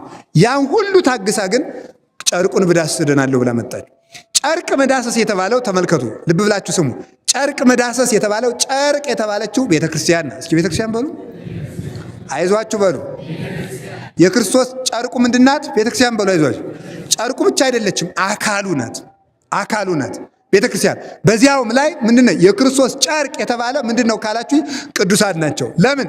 እኛ በ40 ቀን ክርስቶስን እንደምንለብሰው ክርስቶስ ደግሞ ክርስቲያኖችን ለብሶ ነው የሚኖረው። የክርስቲያኖች ልብስ ክርስቶስ እንደሆነ የክርስቶስ ልብሱ ደግሞ ክርስቲያኖች ናቸው። ለምን? ቃሌን ከጠበቀ ሰው እኔም አባቴን መተን እናድራለን ስላለ ካደረ እኛን ልብስ ያደርጋል ማለት ነው። ስለዚህ ብዳስስ ማለት ገድለ ቅዱሳንንና ስርዓተ ቤተ ክርስቲያንን ፈጽሜ እድናለሁ። በሊያውም ላይ ዘፈረ ልብስ ወይም የክርስቶስ የልብሱ ዘርፍ የተባሉ ሐዋርያትና የሐዋርያት ተከታዮች ካህናት ናቸው። እነሱን ዳስቼ ስርዓተ ቤተ ክርስቲያን ፈጽሜ በሱታፌ ቤተ ክርስቲያን ንስሐዬ ስርየት ያገኛል፣ ቁስለ ኃጢአቴ ይፈወስልኛል ብሎ አምኖ የሚመጣ ሰው ነው።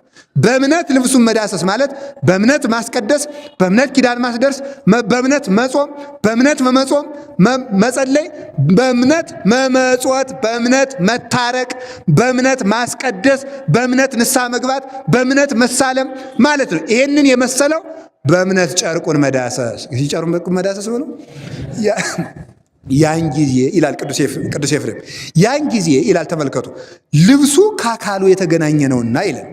ልብሱን ስትዳስስ የመለኮቱን ኃይል እንደዳሰሰችው ይላል ተመልከቱ። ዛሬም አምነው የካህናትን ክህነትና መስቀል እና ስርዓተ ቤተ ክርስቲያን የሚሳተፉ ክርስቲያኖች ይላል የመለኮቱን ኃይል የክርስቶስ የልብሱ ዘርፍ በሆነው በክህነቱና በቤተ ክርስቲያን አግኝተው የኃጢአታቸው ጅረት ይቆምላቸዋል ይላል። እግዚአብሔር አምላካችን የኃጢአታችን ጅረት ያቆምልን፣ ልብሱን በእምነት ለመዳሰስም ያብቃን። ከዚያ በኋላ ምን ይላል? እሷ ይላል ተመልከቱ፣ እሷ ድና ጌትነቱን እንደገለጠችለት ይላል እሱ ደግሞ ለእሷ እምነት ምስክር ሆናል። ይቺ ሴት ክርስቶስ ይላል ተመልከቱ፣ ያሰበችውን እንዳወቀባት እሱ ሳያውቅ ተፈውሼ ሄዳለሁ ነበር የመስላት። ስለዚህ ተመልከቱ፣ እንዲያ እንዳትል ሳያውቅ ነው የፈወሰኝ ዝም ብሎ በሱ ላይ ያለው ጸጋ ፈውሶኝ ነው ብላ እንደ ፍጡር እንዳትቆጥረው የልቧን አስቦ ማወቁን ነገራት። ስለዚህ የክርስቶስ የተሰወረውን ማወቅ ይላል ተመልከቱ፣ የእሷን እምነት መሰከረላት፣ እሷ ደግሞ የክርስቶስን ጌትነት መሰከረች። ስለዚህ ተመልከቱ፣ ሰው ከኃጢአት በኋላ ብዙ ጽድቅ ሰርቶ ብዙ ትሩፋት ሰርቶ የእግዚአብሔር ኃይል በሱ ሲገለጥበት ድረስ ይደርሳል ይላል። በመጨረሻው ያቺ ሴት የኢያኢሮስ ልጅ የተባለችው ጣቢታ ልጄ ሆይ እያለ እስቲ ልጄ ሆይ በሉ፣ አይዟችሁ ልጄ ሆይ በሉ፣ እምነትሽ ምን ብሎሻል አላት? እድኖሻል። አያችሁ ልጄ ሆይ ያላት ለምን መስላችኋል? ጌታ ሁለቱንም ልጄ ሆይ ብሎ ነው የጠራ። ልጄ ሆይ ያለበት ምክንያት ሰው ከንስሐ በኋላ በንስሐ ታጥቦ የእግዚአብሔር ልጅ ስለሚሆን ነው። የእግዚአብሔር ልጅ በሉ። እግዚአብሔር የልጅ የለውም። ሁሉም ሰው ምኑ ነው? ልጁ ነው። ለእግዚአብሔር የልጅ የለውም። ሁሉም ቀጥታ ልጅ ነው። እኔ በጣም የሚገርመኝ እኮ ነው። ለእግዚአብሔር የእንጀራ ልጅ የለው፣ የልጅ የለው። አመንዝሮ ሰርቆ ነፍስ ገሎ ጠንቁሎ ክፋትን ሁሉ ሰርቶ ሲመጣ የእግዚአብሔር ልጅ ይሆናል። የእግዚአብሔር ልጅ ለመሆን ያብቃን። አላውቃችሁም አይልም እሱ። ልጅነትን ነው የምናገኘው በትክክል። ከዚህ ሐሳብ ይሆናል። ይኸው በደንብ ስሙ። ሰው ንስሐ ሲገባ ያቺ ሴት መርገሟ እንደቆመላት ጌታ የጠራት ልጄ ነው ያለ። ሰው ንስሐ ገብቶ ቀኖናውን ለኃጢአቱን ለካህኑ ተናዞ ሲጨርስ ቀጥታ የእግዚአብሔር ልጅ ነው መሆን። ያ ማለት ምን ማለት ነው? የእግዚአብሔር ልጅ ከሆነ የእግዚአብሔርን ሀብት ይወርሳል። ስለዚህ ምን አለ? መንግሥተ ሰማያት ቀርባለችና ንስሐ ግቡ ያለበት ምክንያት ስለዚህ ነው። ንስሐ ቀርባለችና ማለት ምን ማለት ነው? ሰው ንስሐ ሲገባ ከእግዚአብሔር ጋር የአባትነቱን እርቅ ፈጽሞ ከእግዚአብሔር ጋር የልጅነት ሰንሰለቱን ነው የሚቀጥለው ማለት ነው። ተቆርጦበት የነበረውን ከዚያሳ ልጅ ሲሆን ወራሽ ይሆናል። በዚህ ምክንያት የመንግሥተ ሰማያት መውረሻ መንገዱ ንስሐ ነው የተባለበት ምክንያት ልጅ ሳይሆኑ የአባትን ንብረት መውረስ ስለማይቻል ኃጢአት ስንሰራ የእግዚአብሔር ልጅነት ስለሚቀርብን ልጅ ንስሐ ስንገባ ልጅ ስለምንሆን ነው። መንግሥተ ሰማያት የሚወረሰው በንስሐ ነው የተባለበት ቅድሚያ ልጅ ስለምንሆን ነው። ልጆቹ ለመሆን ያብቃን። ያቺ ልጅ ደግሞ የ12 ዓመቷ ልጅ ደግሞ አባትየው ታመመ። በጣም የሚገርማችሁ መንገድ ላይ ምን እንዳሉ ሰምታችኋል? መንገድ ላይ እዚያ መሃል እያለ ያችን ጌታ ደም የሚፈሳትን መንገድ ላይ ሲፈውስ የእሱ ልጅ ሞተች። ልጄ ልትሞት ተቃርባለች ናድንልኝ ነበር ያለው። የእሱ ልጅ ሞተች። ከዛ ስትሞትበት ተመልከቱ ምን አሉ? ሰዎች እየሮጡ መጥተው ሰውየውን አታድክመው ልጅህ ሙታለች አሉት። ሰውየውን አታድክመው ልጅህ ሙታለች። አይ ዙሮ ኒድ ብሎ ጌታም ና ኒድ አለው። ጌታም ሄደ። ጌታ ሲሄድ ግን የሚጋፋውን ሰው በሙሉ ሰብስቦ አልሄደም። 3 ሰው ብቻ ነው ዞን ሄደው። ጴጥሮስን ዮሐንስንና ተመልከቱ ያዕቆብን 3 ሰው ብቻ ነው ይዞ ሄደው። 3 ሰው ብቻ ይዞ ሄደ። ሌላውን መከተል ፈልጓል። ግን ለምን? ያችኛይቱ ስትድን ስላየ ነው። ግን ይዞ ሄደ። 3 ሰው ነው ሄደ። በሉ አዳናት፣ የምትበሉትን ስጧት ብሎ አበላት። ይህ ምን ማለት መሰላችሁ? ይቺ ደግሞ ማለት የሞተችው ጣቢታ የተባለች ደግሞ ምን ማለት ነው? በኃጢአት የሞተች የክርስቲያን ነፍስ ናት። ደግሞ ይቺ ማለት በኃጢአት የሞተች በሉ የክርስቲያን ናት። ልጅቱ ገና ልጅ ናት። ገና ልጅ ናት ማለት ገና አልካደም ማለት ነው። ገና ልጅ ናት ማለት በልጅነቱ አስነሳት ማለት ሳይክድ እግዚአብሔር ገና በኃጢአት እያለ ታደገው ነው። ተመልከቱ። መቀበር ማለት ግን መካድ ማለት ነው። ገና በልጅነት ያስነሳት ምን ማለት ነው? ኃጢአት ጀማምሮን ኃጢአት ይዞን ያስነሳን ከቤቱ የምንኖር ማለት ነው። እኛም ግን ሙተናል። ከዚያ ተመልከቱ ምን ማለት ነው? አባትየው ተመልከቱ ዋስተብቆ ብዙ ኃይላል እጅጉን መላልሶ ለመነው ይላል። ጌታ መላልሶ ለመነው ማለት መላልሶ ለንስሐ ልጆቹ እግዚአብሔርን የሚለምንና የሚተጋ ካህን። ቅዱስ ዮሐንስ አፈወርቅ ይላል ካህን እረኛ ነው፣ ግን እረኝነቱን ከባድ የሚያደርገው ይላል በግ አይደለም የሚጠብቀው ሰው ነው ይላል። አንደኛ እግዚአብሔር መልክ ነው። ሁለተኛ በጎች ሜዳ አውርጄ ላውላችሁ ቢሏቸው እኛ በሜዳው አንሄድም ትናንት ውለናል ሰልችቶናል አይሉ። ወደ ተራራው አንሄድም በቀደም ውለንበታል አይሉም። ካህን ግን አስፈቅዶ የሚጠበቅ በግ ነው የሚጠብቅና ምን ያህል ከባድ እረኝነት ነው ይላል። እሺ አይልማ፣ ይበጣበጣል። በጉን አስሬ ተኩሰዋለሁ፣ ቢያብጥበት ተኩሰዋለሁ፣ የጎረበውን እልጥለታለሁ፣ ያበጠውን አፈርጥለታለሁ። እናንተ ግን ወዳችሁ ስለሆነ አልደንም ምን አገባ ካላችሁ ምን ትደረጋላችሁ? እንኳን ልንተኩሳችሁ ወይ ጉሩ ስገዱ አትባሉት ማለት ነው። እንደፈለጉ የማያስሩት፣ እንደፈለጉ የማይተኩሱት፣ እንደፈለጉ የማያበሉት በዚህ ቸግራችኋል። በግ እኮ ሲርበው ይበላል። እኛ እናንተ እኮ እርባችሁ ብሉ ስንላችሁ ሻትሉ። አስቸጋሪ በግ የሚጠበቅበት እረኝነት ማለት ክህነት ነው። አስቸጋሪ በግ የሚጠበቅበት የመጨረሻ አስቸጋሪ በራሱ ፈቃድ የሚመራ ብላ እየተባለ የማይበላ ጠጣ እየተባለ የማይጠጣ ማለት ነው። ከባድ። ለዚህ ነው መላልሶ ለመነው። አባትየው ኢያይሮስ ካህናትን የሚወክል ነው። ኢየሱስ ክርስቶስ ወይ ለዚህ ሕዝብ ልብ ስጥልኝ ብሎ ልጆችን ጠብቅልኝ ብሎ ሌት ተቀን ወጥቶ ወርዶ የልጆቹን አመል ታግሶ እንዴ በተክሊል ለማገባ ብሎ አባ ትቸዋለሁ ይላል። ልቆርብ ነኝ አይ እንደውም ትቸዋለሁ ቄስ ይቅርታ ያርጉልኝ እንዴት ብዬ ነበር ቀረ። እስቲ ንገረኝ እስቲ ንገሪ ልጄ አይ ሌላ ቀን አወራዎታለሁ። ከዛ በኋላ ተመልከቱ እንዲህ አንድ አባት አሉ ልጄ ምን ሆነ ነው እያሉ ሲሉት ስልኩን አጠፋ። እዚያ በኋላ ቢሮ ሄዱ ፈልገውት። አሁን በዚህ በቅርብ ቤት ጊዜ ነው አባቴ ስራ የለውትም እንዲህ ያላቸው። እንዲህ ነው የሚሉ ማለት ነው። እንዲሁ አይ እንዲሁ እኮ እንዲሁ እዚህ ያድነን መድኃኒዓለም። እንዲህ ያለ በጣም አስቸጋሪ ተመልከቱ። መላልሶ እግዚአብሔር መለመንና ለካህን የሚያስፈልገው የልቡና ስፋት ነው። እስኪ የልቡና ስፋት በሉ። አቤት አቤት የልቡና ስፋት ያስፈልጋል። በጣም ሰው ቃለ እግዚአብሔር መተርጎም የማይችለው እንጂ ነገር መተርጎም ይችልበታል። አሁን ለምሳሌ ተመልከቱ። እንዲያው ዝም ብሎ ካህኑ አስቦት ላይ ይችላል።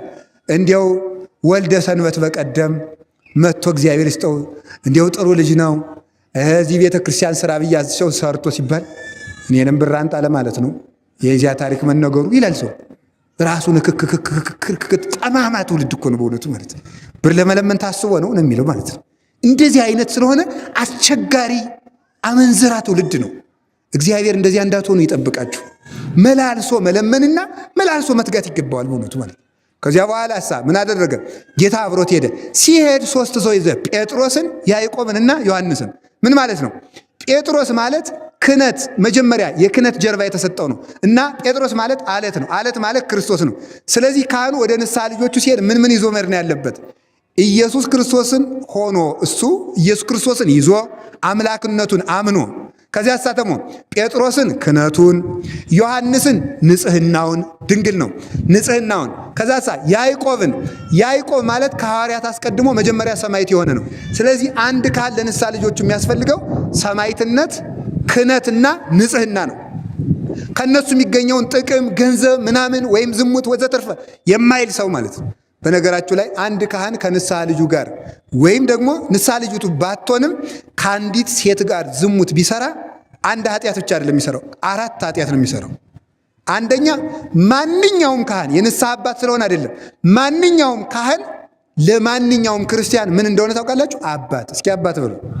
አባት ነው። ስለዚህ ተመልከቱ፣ አንድ ካህን አንዲትን ሴት በዝሙት ቢያሰናክል ከልጁ ጋር ኃጢአት ሰራ፣ በዝምድና መፍረስ ይጠየቃል ማለት ነው። ልጁ ናት ያች። ማንኛውም የሌላ ሰው ንስሐ ልጅ ብትሆንም ለሱም ልጁ ናት። የዓለም አባት ተደርጎ ነው የተሾመው። ሁለተኛ ምን ያደርጋል? ተመልከቱ፣ ክህነቱን ይጥላል። ሶስተኛ አታመንዝር የሚለውን ያፈርሳል። አራተኛ የክፋት አብነት ይሆናታል።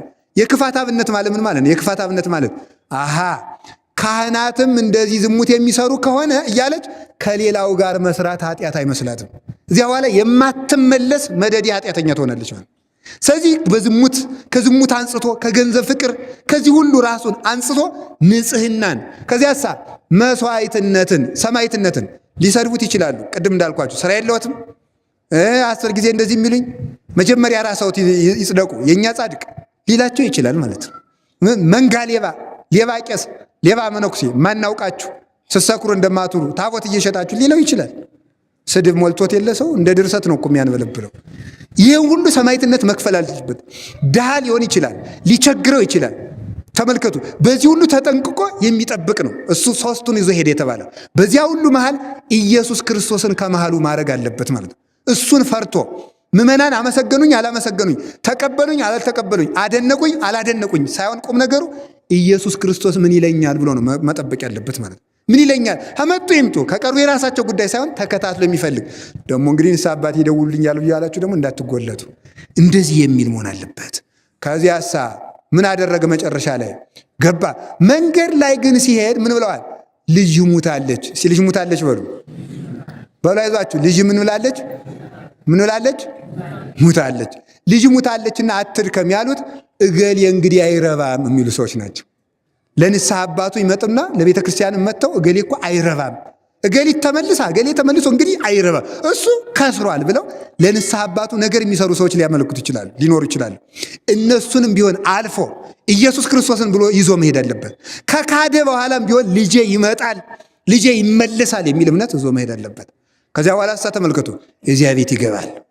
እዚያ ከገባ በኋላ ተመልከቱ ምን የሚንጫጩ ሰዎች አገኘ። እስቲ የሚንጫጩ ሰዎች በሉ። ምን የሚሉ ሰዎች? የሚንጫጩ ሰዎች፣ የሚያለቅሱ፣ በዚያ ሰው ተስፋ የቆረጡ ተመልከቱ። አንድም የራሱ የነፍሱ ጩኸት፣ በዚያ ሰው ነፍሴ ጮህ፣ በዚያ ላይ ደግሞ ምን አለ? አጋንንት ሰፍረውበት የሚገኝ ሰው ነው።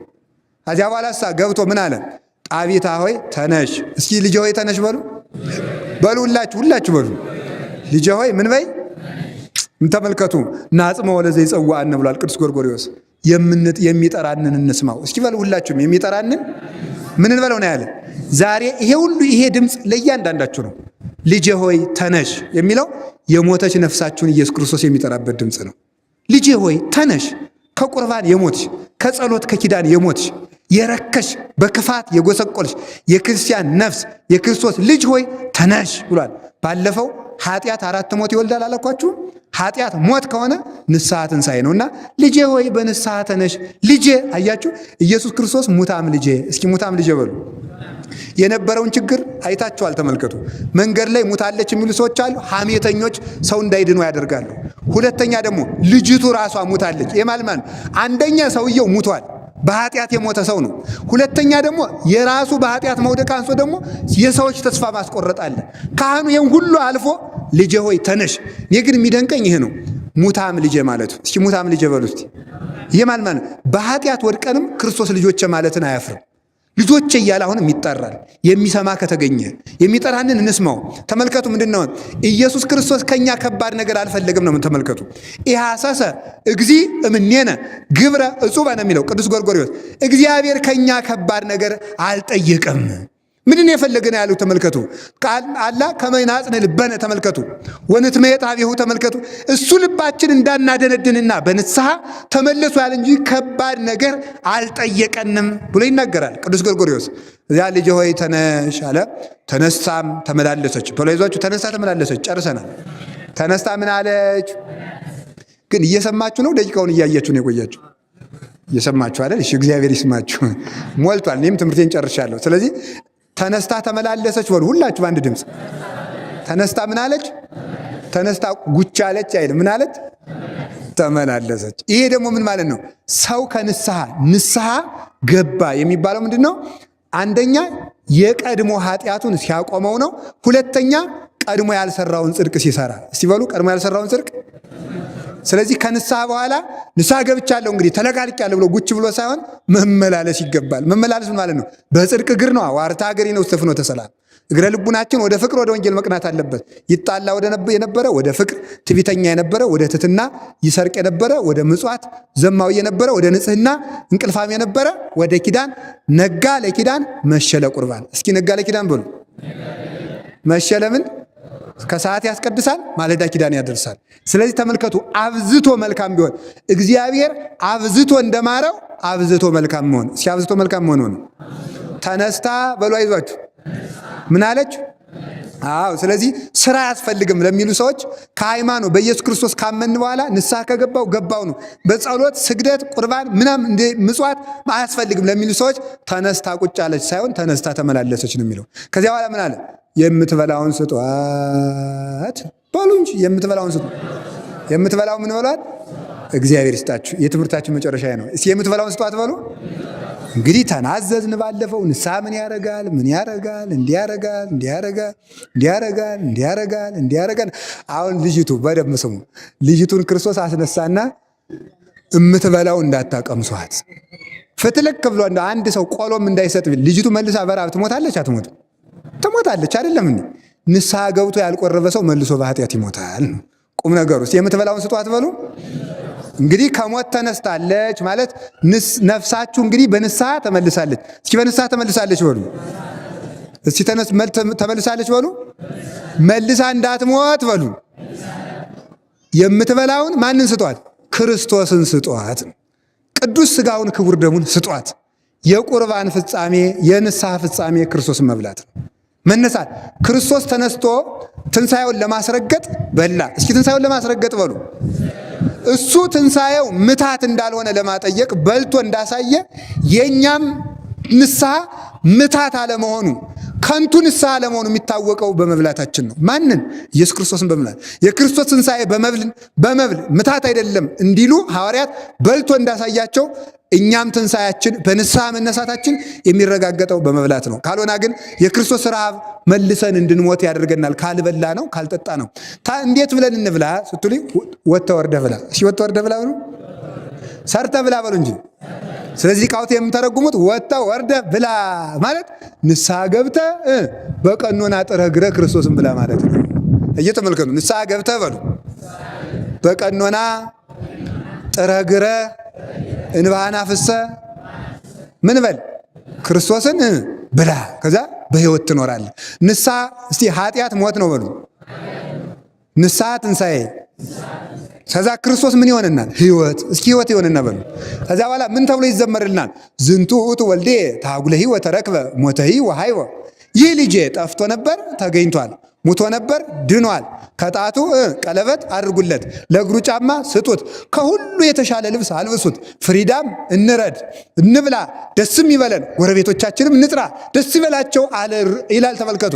ይህ ልጄ በኃጢአት ጠፍቶ ነበረ፣ ቀለበት አድርጉለት፣ ልጅነቱን ስጡት ማለት ነው። ክርስቶስ ቀለበት እንደሚያስከብረው ሰውን የሚያስከብረው የሥላሴ ልጅነቱ ነውና ለዚህ ልጄ ልጅነቱን ወልውላችሁ አጥርታችሁ በንስሐ ስጡት፣ ጫማ አድርጉለት፣ ወንጌልን አስተምሩት፣ ከሁሉ የተሻለ ልብስ አልብሱት ማለት ጸጋ ጥምቀትን ወይም ኢየሱስ ክርስቶስን ተገፎት በኃጢአት ተገፎት የነበረውን ክርስቶስን በንስሐ ይልበሰው።